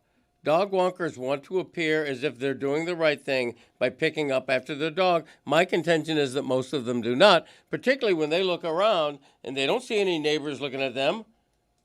I learned it in an embarrassing fashion. I've told you guys the story before. The way that I learned this is I was yelled at by my neighbor, former Dolphins tight end Jed Weaver. Oh, what a name. That's what happened. Solid hand. Wow. What did he say, Jed? He got mad. He got mad at me. The dog pooped in his lawn? Yeah, but yes. You need a 3-yard reception? I thought. See, if you had that fake bag with the toy poop in it, you could have showed it to him. No, there still would have been the poop in his yard. Well, but he couldn't prove it was yours. Was he going to run a DNA test? Can't prove it's yours. OLI. Where's Roy? Tom Moore. I'm right here. Fanfare. Fanfare. That's Santa. Look at Tom Moore. His face has not moved in 30 years of football. That's a happy man. Off-season Santa for sure. But, I mean, picture a big fluffy white beard on him. No, that's Santa. That's a clinically depressed Santa. Honestly, I He's just got luggage wanted to under throw his up, eyes. I just wanted to throw up a photo of Tom Moore. But he does look like Santa. You're He right. does. Number 5, Bob Wiley. Former Browns offensive line coach, famous for going, hut, and his tummy moving. I mean, look at that guy. That's pretty Hoss. good. That's a pretty good number 5. It's a mustache guy, though. That's also a guy you don't want to really fight because I'm guessing he's got a lot of gray hair on his shoulders as well. His beard's on his chest. Look at that. chest. That chest hair. Good is God. Wild. There's some high armpits, That too. is a great line by Zaslow. His beard is on his chest. That is absolutely a beard that has fallen from his face and is just a tuft of hair. Some high armpit sweat. I think he had a great wartime quote, too. Jeremy, get on that. Number 4, can't all just be chubby white guys. Pop. Yeah. Late stage pop. You know about that COVID pop? Look at that. Look at that hair. Number 3, Howard Schnellenberger. Jesus, what the hell is that? Interesting photo choice. Not really sure what happened in the processing. Take my word for it. He's wearing a red jacket, which would have been really helpful there. No All right. photograph of Howard? Okay. Number 2, we're going to spell this Santa with 2 A's. Rob Ryan. It's a good list. And number 1, this one's easy. Lovie Smith. It's a good list. I salute you. I want to get to some video here. We have the Bob Wiley quote. Did you know World War I and World War II, all those guys that fought in that war, they did push-ups, jumping jacks, sit-ups, climbed the rope, and ran. None of this fancy shit. And they won 2 world wars. Do you think they were worried when they were running across Normandy about bleeping stretching? It's a good quote. He ain't wrong. Football guy. Speaking of which, there are a couple of coaches here who are getting attention, and I want to cover some of this as I see Jim Mora being resurrected at Colorado State, because I think some of the stuff happening around this coaching stuff is the worst kind of hope trafficking, where we just want to believe so badly that some leader knows how to leader better than other leaders that we just get super excited and crazy about Lane Kiffin, for example. So Lane Kiffin is getting an assortment of perks as part of his contract, and all that happened here, as far as I can tell, is that LSU wanted something that Florida thought it had. And so LSU, which has already made this mistake with Brian Kelly, is in the middle of fighting publicly. That's over now. Brian Kelly's going to get his money, but they fought and squabbled over whether Brian Kelly deserves his money after you'd think LSU already learned about this false prophet bullshit that we're doing all the time with leadership. But Lane Kiffin's perks are among the following. 65 hours of private jet time per year. Do you understand? Like, he can take 20, 30 trips with that kind of jet time. That is a lot of jet time. More like 15 trips. Well, it depends on how long they are, but he's also got private first-class flying for just recruiting. So these are just family trips because he's got family and guest travel. He's got suites priority tickets. He's got courtesy vehicles, plural. What are you laughing about, Mike? Isn't that every coach at this point? Well, no, he's got Sexton. Look, he's got, because of the way that he was coveted and because of the way he played this, I know a lot of people are angry about this. I saw Bill Cowher howling about this on CBS. A lot of people are mad at Lane Kiffin for maximizing his leverage because of how he was coveted. He just got himself not just a contract that is spectacular, but a contract that guarantees him that it's going to keep being spectacular if someone else gets paid more than him, or LSU is going to pay him for what would have been his bonuses if he had gotten my favorite. Deeper into the playoffs with Mississippi. That's my favorite. So Lane Kiffin is actually still rooting for Ole Miss's success right now while he is the head coach at LSU. And if Ole Miss is successful, LSU has to pay their current coach. It's wild. It's one of the wildest incentive clauses I've ever seen. Do you remember? Well, it was I think the very end of October, right, where you had the clown governor, Governor Landry, the governor of Louisiana. Yes, of Louisiana, and going over the whole spiel about how Scott Woodward, the then athletic director. Well, let's play the sound. Let's play the sound. We were introduced to this governor because he was complaining about Brian Kelly, wanted Brian Kelly gone, and was complaining about the idea of doing this hope trafficking with heroes. These big-name coaches, they're big names because they win. What are they afraid of? Right? If you're the best, you shouldn't have to worry. You say, guess what? I'm putting my reputation on the line, and when I win, this is how much money I want. There's no guarantee. This sets it. The way the contracts are structured now tells the guy, listen, in 5 years he might get tired of doing it. He's like, he doesn't have to worry about coaching because he's like, look, as long as I kind of go through the motions, I get another 5 years at $10 million a year. That's not a bad gig, Pat. If y'all boys over there are giving great entertainment to ESPN and we don't enjoy watching which we absolutely do, guess what happens? You lose sponsors. That's the free market. So they weren't going to give out. There was no way that LSU was going to give out. The state of Louisiana was not going to allow another contract like Brian Kelly just got. And what winds up happening? They do the exact same thing for Lane Kiffin and more, paying him the bonuses for what another school does. His potential buyout one day is more than what Brian Kelly's would be. And there's no offset language of any kind that if they do fire him, that he has to go out and, in good faith, look for another job. This governor turned out to be a clown. Give me a break. A politician lying? No way. Why do governors get involved in sports now? Hey, governor, you got a whole state to run. They're state employees. It doesn't matter. They shouldn't get involved in their teams. They're state employees. He's the highest paid employee in the state. I understand governors are employees of state colleges. Not the governor. You'd be shocked. Lane Kiffin is the highest paid employee in the state. Right, I get it. Right, like if the boosters weren't going to pay the buyout for Brian Kelly, the state, the taxpayers would be on the hook. Most governors don't exactly seize the opportunity to be front-facing here, but they have a ton of influence. They approve budgets. They approve boards. Like Ron DeSantis, his fingerprints are all over state schools in the college football scene. I don't think that's right. I think there's too much going on in a state for them to demean the office. Oh, you don't think it's right that they do that because it is accurate. Right. All right. Yes, I don't think it's right they do that. He gained a lot of political points by doing that. That's an easy winner for him. Of course it is. To simply rip Brian Kelly, but then they do the same thing and more. His words meant nothing. This is the best contract in the sport because it guarantees that. Look, Lane Kiffin had such leverage, and I do believe a lot of this is stupid, okay? Because I just saw Jim Mora Jr. resurrected for Colorado State. You got to stop doing this to Jim Mora. Like back-to-back 9-win seasons at UConn. Like he's doing it the hard way. Did you see his quarterback stats? 28-1. I am doing it to Jim Mora just because we can recycle every Matt Nagy that's out there. Like, we can do this. It's hard to win 9 games at UConn. We can agreed. UConn is better than they've been. I'm only doing it to Jim Mora Jr. because we've already seen this fail, and now we're going to see it polished up. And it doesn't mean that Lane Kiffin can't learn from previous mistakes. Obviously, can. He was a very young coach, but he's failed every single time he's had expectations.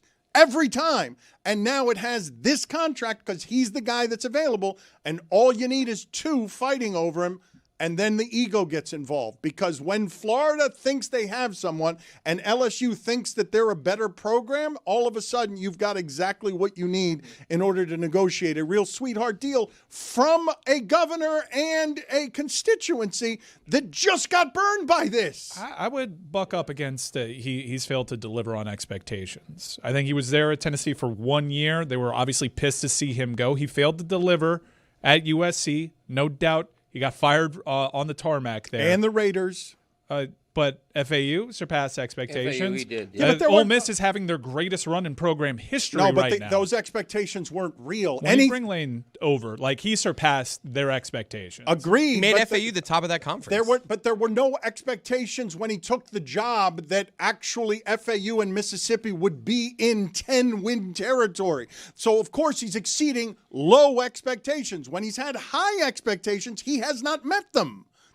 That's been his history. It doesn't mean he can't learn, and this isn't actually disparagement of Lane. I'm just putting in front of you the facts and what it is that happens when you start sprinkling, we need the guy who appears to have more leadership knowledge than the other guy. So let me go over here to this Summerall because he gets off a plane giving great coach. I like this guy. Of course. I like him. So Mike told you yesterday, this guy is being paid half of what Lane Kiffin was offered by Florida. He's thrilled to have the job. But let's show him getting off the plane here because he's showing exactly the kind of confidence when the coach is being introduced and you're getting your first optic. I love this. He's getting off the plane and climbing the stairs. Look at him. Look at him. Of course, a private. At the same time, the Gator Chomp while walking down some difficult private jet stairs. Yep. This is a good look. This is a good start. I know that everyone wants him fired already.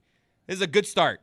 It couldn't start better than this. He's coming down the stairs while also doing the Gator Chomp. Tough to do. And doing so at a discount half as much as Lane Kiffin. And so this is what they sell you when they can't get Lane Kiffin. Hey, we lost on Lane, but what we've got is a coach who can indeed climb down the stairs while doing the Gator Chomp with his hands. even think Lane waits to get to the bottom of the stairs before doing the chomp. Like, he walks down and then chomps. Just the simultaneous. Like, it's dangerous. It's confident. Just you're confident in your athletic ability and your general synchronicity of function. Well, there's no coming back. Even if you don't even have to fall, you don't have to trip. If you slip a little bit, there's no coming back. Imagine that look. Oh, it wasn't a great chomp. I got to be the guy to say it. The chomp was a little Let me lopsided. see it again. I also think he was cheating by looking down at the stairs. Yes. Because I think he was, and I don't blame him. I don't see any look. One look. It's a lopsided chomp. A couple looks. No, come All on. right, he's It's looking. all looks. Yeah. He's going like this.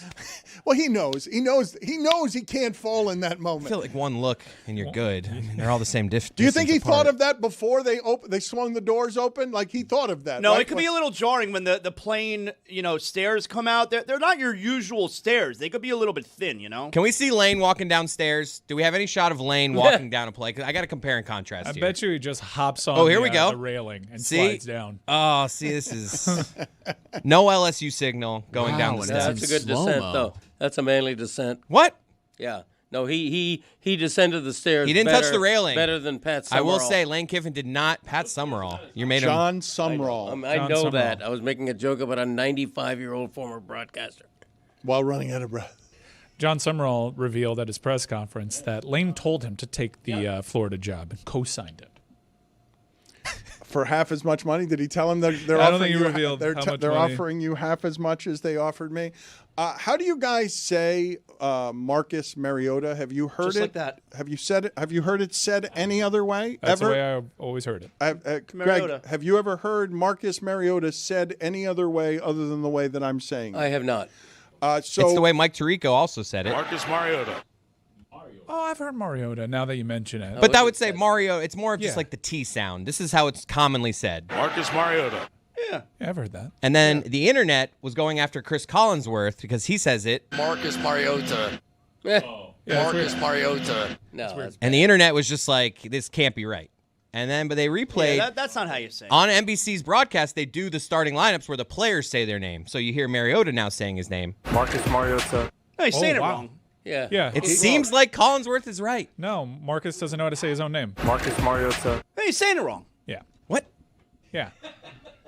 He got caught up in the air. He is saying it wrong. Marcus Mariota. I mean, Travis Kelce is Travis Kelce, but he's pronouncing it Kelsey because everybody else does. Doesn't even know his own name. It's like saying Toronto and Toronto. It's exactly like that. Which is right. He said it Toronto. the same way both times, right? Marcus Mariota. Nah, that's not how you say it. No. Marcus Mariota. That guy's wrong. That's all I'm going to say from now on. Mariota. I can't shake Andy Reid tickling tonsils. It was graphic. It was lecherous. We're going to try to tickle your tonsils on every play. The little every chuckle game. there. It's all of it. It's not. Does he see a reaction? It's also. You wake up in a dark, damp room. You're chained to a wall, and you hear this disembodied voice. We're going to try to tickle your tonsils on every play, every game. Saw 5. I'm begging for death. We're going to try to tickle your tonsils. His voice is dragging through gravel. It is how it is. It is how it sounds. Tickle your tonsils on every play. I didn't know what it meant at first, but now that I do know, I don't like it. I know that a lot of people listening to this are bothered over the years, and I get it. That my tone can be strident and know-it-all. Okay, I know that I am guilty of this, but there are a handful of things that I am really, really wrong about, and one of them is the entirety of Dylan Brooks. I don't know if you guys saw this game last night where he is taunting LeBron James. He's been calling him old for a while. When Memphis got rid of Dylan Brooks, I thought he wouldn't play in the NBA again. I thought it was laughable that Houston gave him $80 million. I was surprised how good Houston is. Last night, without Devin Booker, with Dylan Brooks going for 30-something points, Dylan Brooks is making Phoenix be a good team, better than I thought they were. Dylan Brooks is a lot better as a basketball player than I ever thought he was at Memphis. I know there's no real way to. You're right, and I know there's no real way to actually quantify this. But Dylan Brooks is a good player, and what I mean by that is this is a guy who now 3 teams they were terrible franchises, were in a terrible spot. And he has helped them get to a different kind of culture, like a winning kind of culture. And like I said, you can't really quantify that, but Memphis was bad. He was there the only time they were good. They're terrible now. He went to a bad Houston team, and I know they have Durant now, but before that, he helped them get back on track. They traded him in the Durant deal. Phoenix, terrible. And now Phoenix is good. They're 13-9. Like, Dylan Brooks is clearly a good piece for a winning team. Let me explain to you how mismanaged the Phoenix Suns have been, because Ishbia has been a disaster, okay? In 23 months, it's 3 coaches he owes $85 million, okay? That's 23 months, 3 coaches, $85 million. They pay Beal $19 million a year through 2030. They're going to pay Bradley Beal to play for the Clippers. Counting against his cap each of those years. Yes, $19 million a year. They've got the highest payroll in the league, and they don't control any of their picks through 2031. They are a disaster. Like, that trade for Kevin Durant could not have been worse. Everything they built there, highest payroll in the league. It's not good enough to try and fix that with Dylan Brooks. But when Devin Booker went out last night, Dylan Brooks continues to remind LeBron that he's old, and LeBron barely got to 10 points last night. LeBron still got that streak where he goes double digits every game, and he barely got to 10 points. And the chase down that he always does, you could hear Brooks screaming in the arena. It got so quiet because LeBron couldn't chase him down. The idea that I'm watching Dylan Brooks I understand that LeBron is the oldest player in the league, but that I'm watching the taunts and then I'm getting Dylan Brooks gets to beat LeBron and gets the last laugh with LeBron. Like, that's just not something I ever saw coming. You saw how it went down with LeBron to reach the streak. You know, Greg, he's got this, I mean, it's forever where he reaches double figures. I mean, they're getting smoked in the fourth. They're down like 26. LeBron's stuck on 7 points. Right. He hits a 3 with 6 minutes left in the game. They immediately take him out after that. I mean, they're getting smoked. And Dylan Brooks is posting up his son as well, like late in the game. Like, he was just taunting everything. He is such a good villain. I don't know does that sport right now have a better villain? You got Draymond Green. You got Draymond Green. Do you have someone who's embracing the villainous role better than Dylan Brooks? I will say this about Dylan Brooks. The gall of that man, and I'm speaking from the broad view, obviously, the gall of Dylan Brooks, who's never made an all-star team. He's a 30-year-old journeyman criticizing LeBron James. The gall. He's a good player. The gall. He's a good player. He's a good player, and he's a better villain. He's having a great year. He's a good player.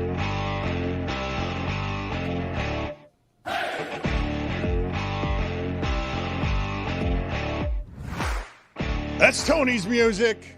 That's right, Dan. It's Tony's Top 5, and it's presented by Smirnoff, the official vodka sponsor of the National Football League. Smirnoff. Please drink responsibly. The Smirnoff Company, New York, New York, 40% alcohol by volume. How many OLI we got, Tony? No OLI, Dan. We're going straight top 5 today. I'm at the Dade County Courthouse, a staple here. Somewhere else we can get kicked out of. Top 5. No, this is public land. I pay for this. Visiting I a pay friend. this building right here. I pay for. Wow. Everybody pays for this right here, so I can videotape here as much as I want. Number 5. Number 5, would there really be a difference between me and Max Brosmer this weekend? 19 of 30, 126 yards, 4 picks, 4 sacks, and a QBR of 5.6. Yes, you would have been worse. I thought to myself yesterday, okay? I thought to myself, when Younghoe Koo is kicking the ground and I see what I think is the greatest panic situation you ever see in football, which is the holder just running and no one's out in a pass pattern, I thought to myself, that's the most panic that a player ever feels on a field, except for Max Brosmer. Will Levis did that last year, right? Yeah. The sheer panic like 3 times in a row. of Max Brosmer or Brosmer? Is it Who cares? Okay, who cares? Fair enough. Number 4. Number 4, Dave Canales, Dano. He's got the wherewithal. What does that mean? Nah, he's right, though. Look at him. 7-6. What does that mean? Checks out. 7-6. Yeah, that's some wherewithal right there. Last year we talked. Exactly. Last year we talked about, can Dave Canales have the wherewithal to stick with Bryce Young to make this Panthers team interesting? And then all of a sudden this year, you counted them as dead. Now they're 7-6, a game back in the loss column from the Bucs in the NFC South. Like, anything could happen. He's got the wherewithal. Best Adam's apple in the entire league.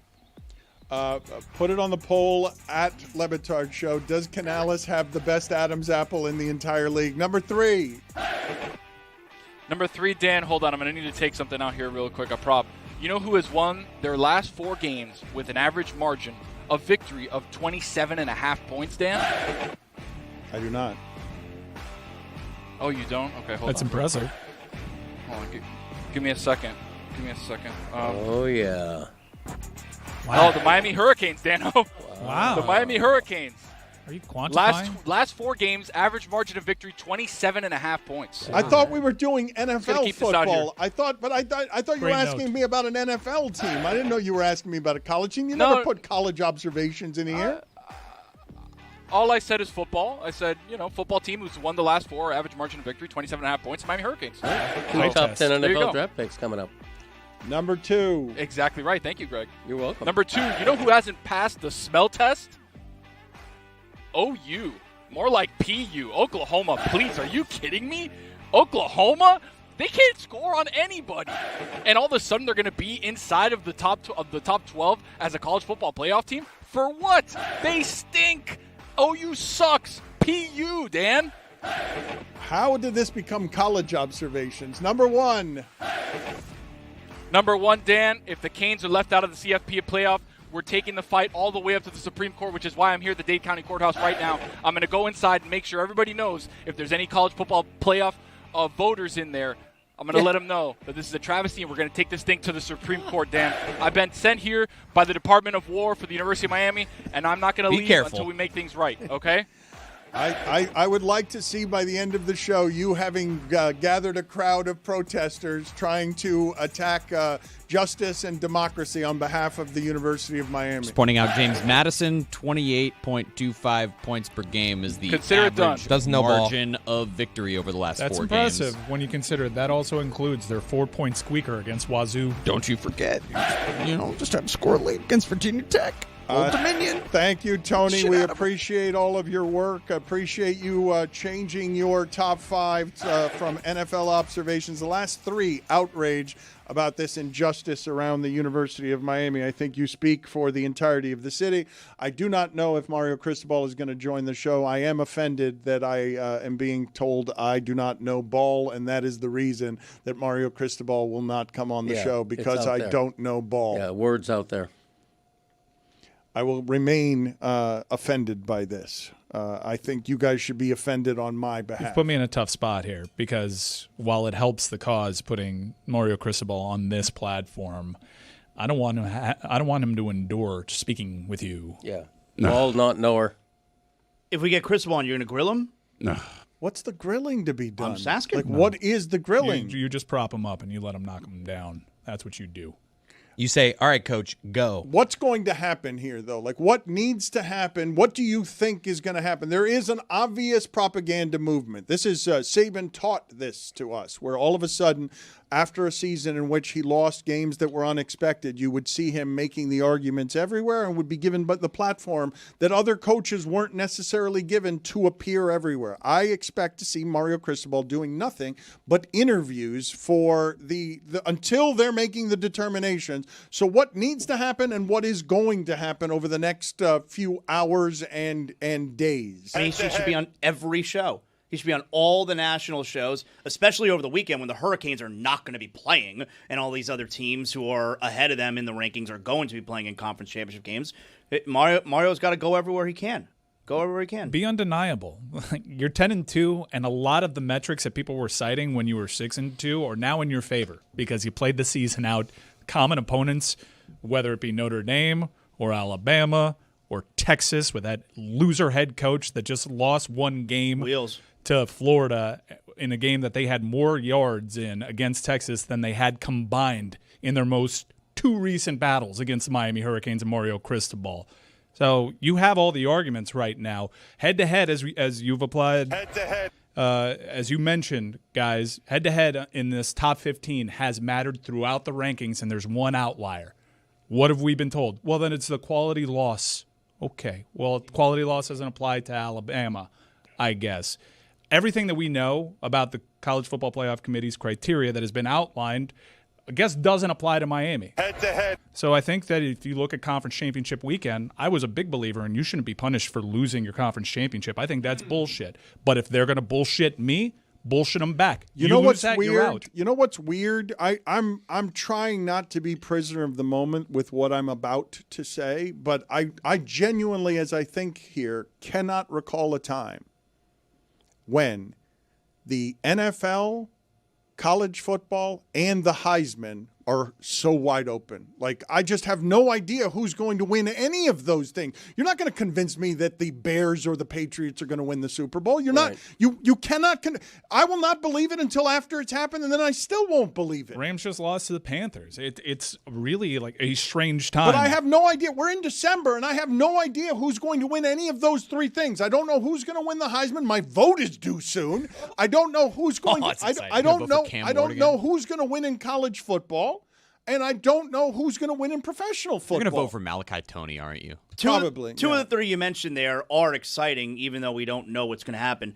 I don't find the Heisman's got a lot of juice right now. Okay, it doesn't have to have a lot of juice. I just don't know who's going to win it. Pavia, Mendoza, Jeremiah Love. Drew Mestamaker. I'd like to remind everybody, Jeremiah Love had 33 yards against Miami when he actually lined up against big-time competition. Dan, you're speaking to something that annoys me so much about college football right now is people are still applying this arrogance from like 10 years ago in which they feel matter-of-factly. They know what's going to happen when they play these games, despite parity being all over that sport. Anybody can beat anybody inside a certain group. It's a hard sport. Winning is hard week in and week out. And for someone to just look at their poll rankings, see where other people slot them, and say, well, Notre Dame would beat Miami if they played today. By which metric? Recency bias? Because you lose that one too.